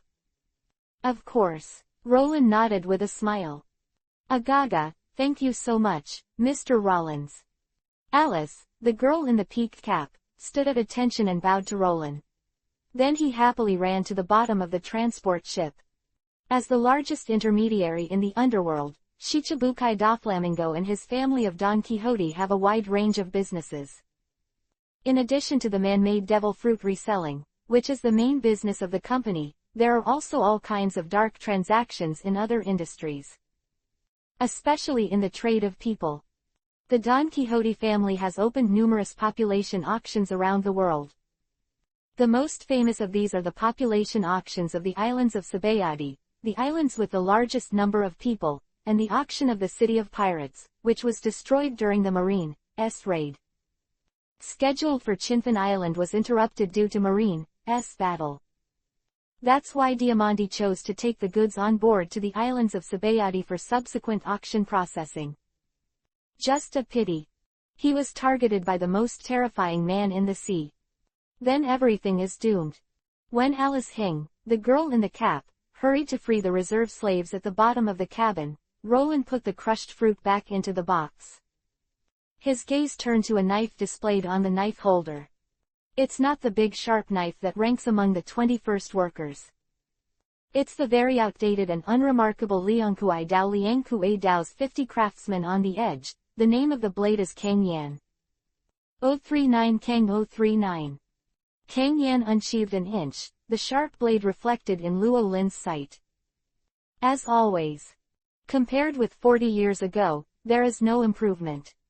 Because its previous owner was not an orthodox swordsman. It's just because I look up to the curtain and imitate my teacher, that I have a knife around my waist to pretend to be.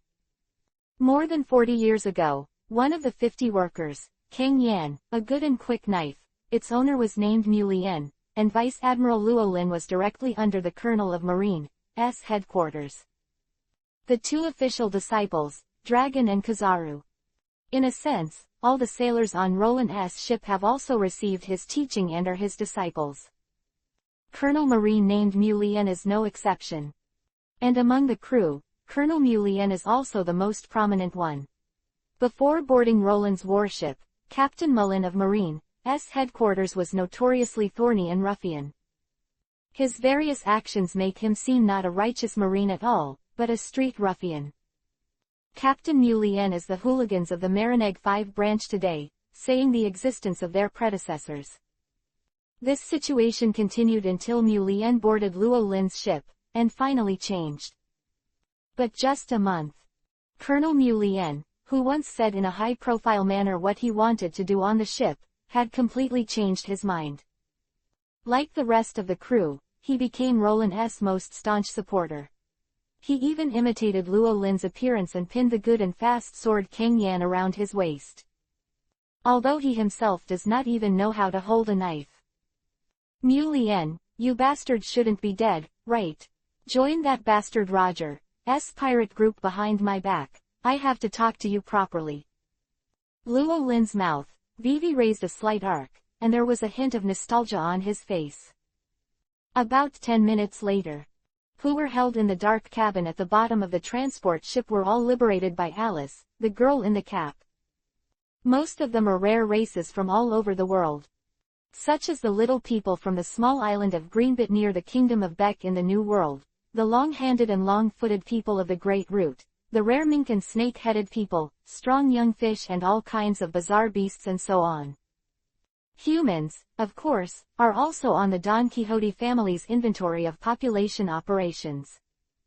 Especially the beautiful beauties of the indigenous tribes in various places, as well as those who have little.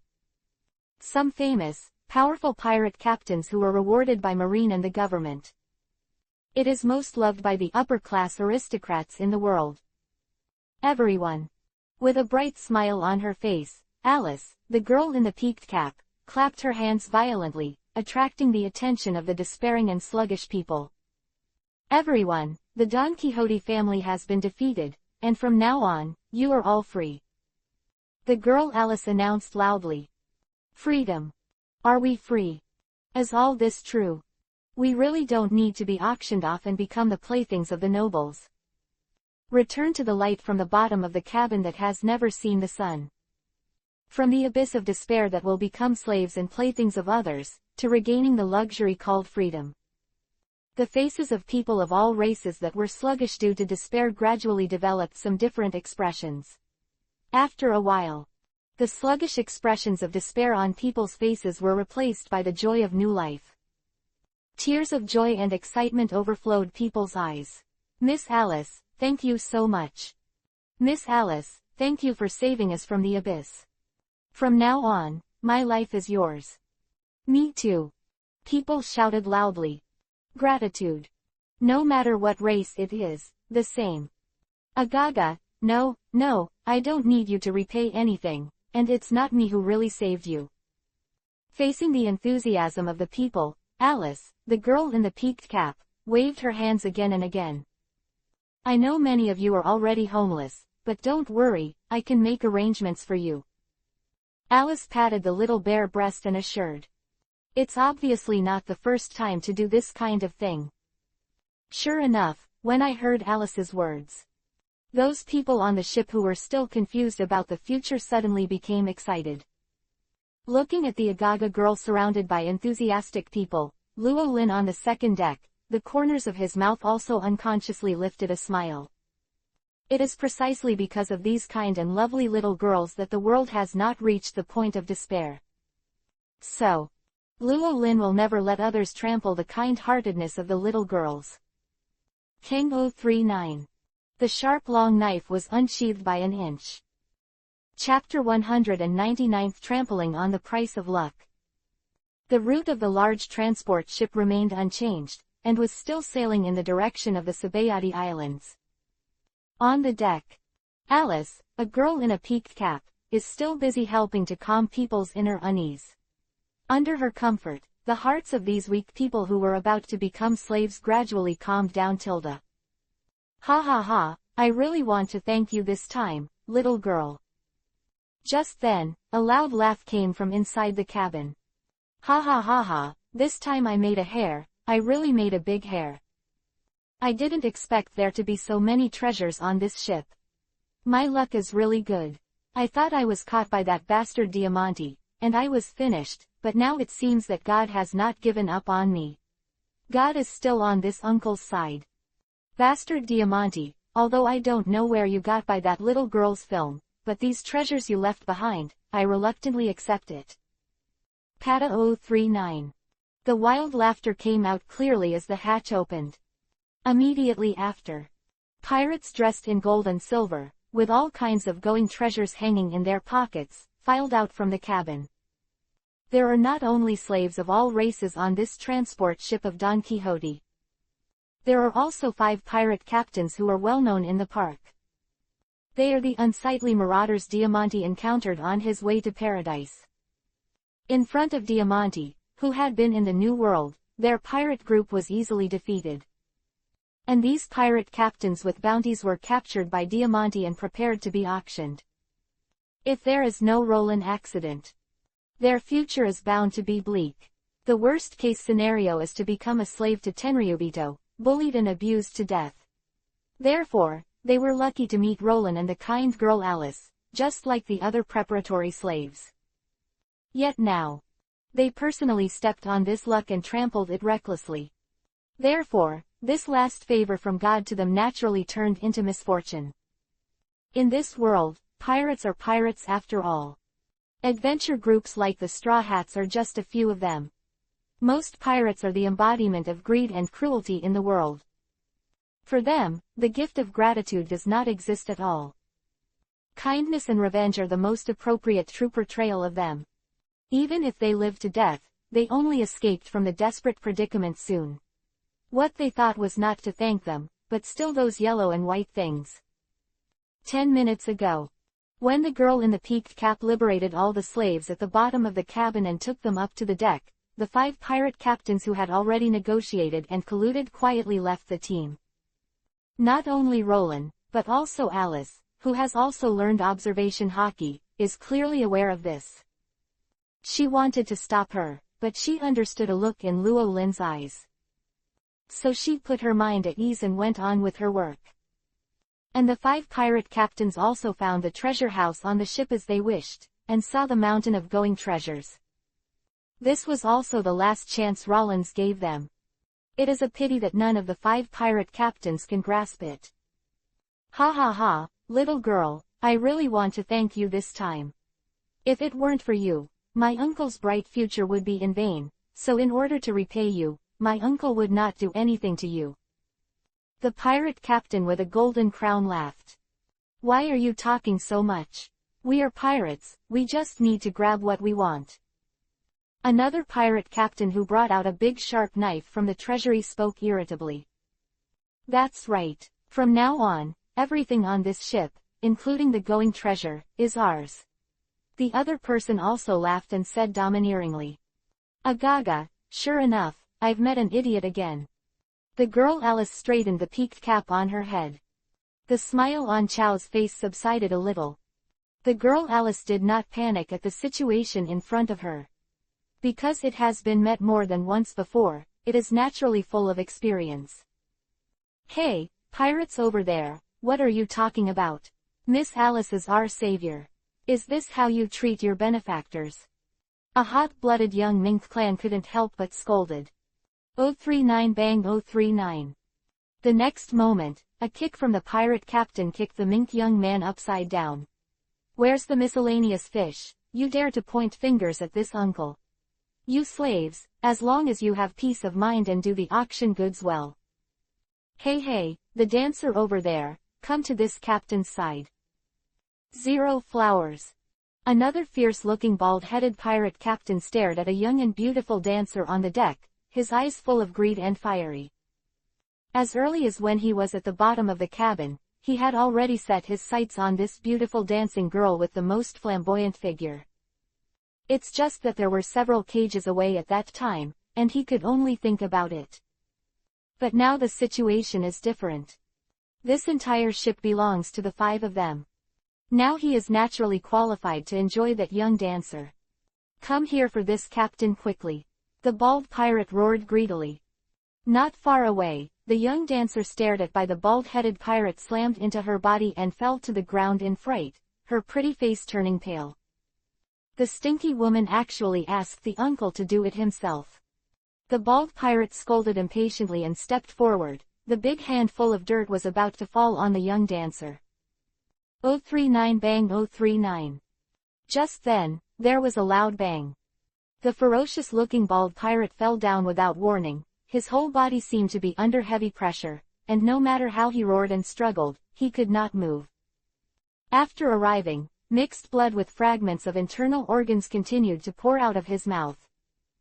This sudden situation shocked everyone on the deck, especially the other 4 pirate captains who were planning to capture the transport ship.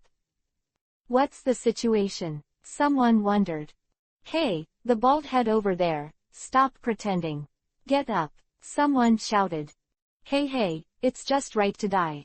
4 people's treasures are always a little more than 5 people. Others were still thinking about the distribution of the treasure, unaware of the life-threatening sickle hanging over his head.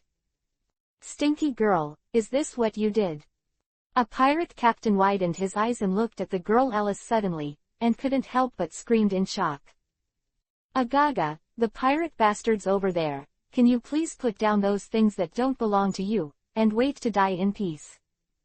Alice, the girl in the peaked cap, asked with a smile. 039 bang 039. As her voice fell, the bald-headed pirate who seemed to be under heavy pressure let out a final cry. His strong body twisted, and finally collapsed completely, blood splashing. The whole place is dead silent. Mountain. Chapter 200 The Disciple of the Disciple. Roland's Disciple. 039 bang. A muffled sound came from the body of the fierce bald-headed pirate captain.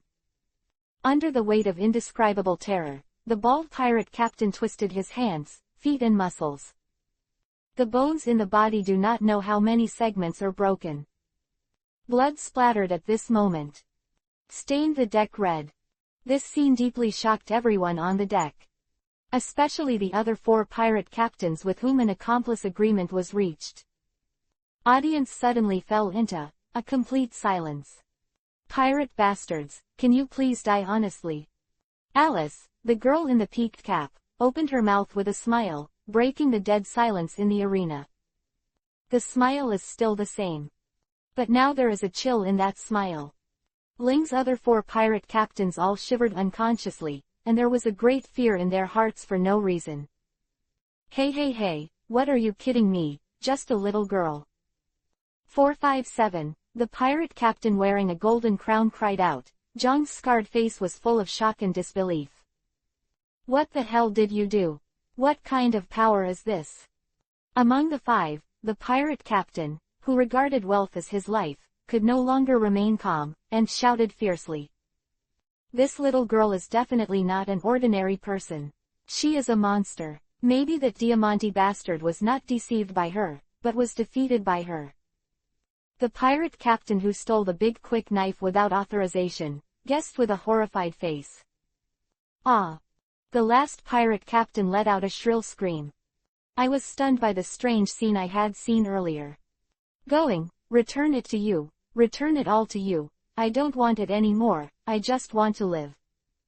The pirate captain, who has some of the characteristics of Fishman, hurriedly threw the going accessories on his body on the deck. Then he ran to the bow in 3 or 2 steps, and jumped down without hesitation. Born as a half-fishman, he inherited Fishman's water. Even without a boat, he is confident that he can survive in the sea. Soon. Half-fishman pirate captain looked at the sea so close at hand with a smile on his face. However, at the moment when he was about to fall into the sea, a huge black shadow suddenly appeared under the sea. Immediately afterwards, under the terrified gaze of the half-fishman pirate captain, a large mouth of blood suddenly jumped out of the sea and devoured it in one bite.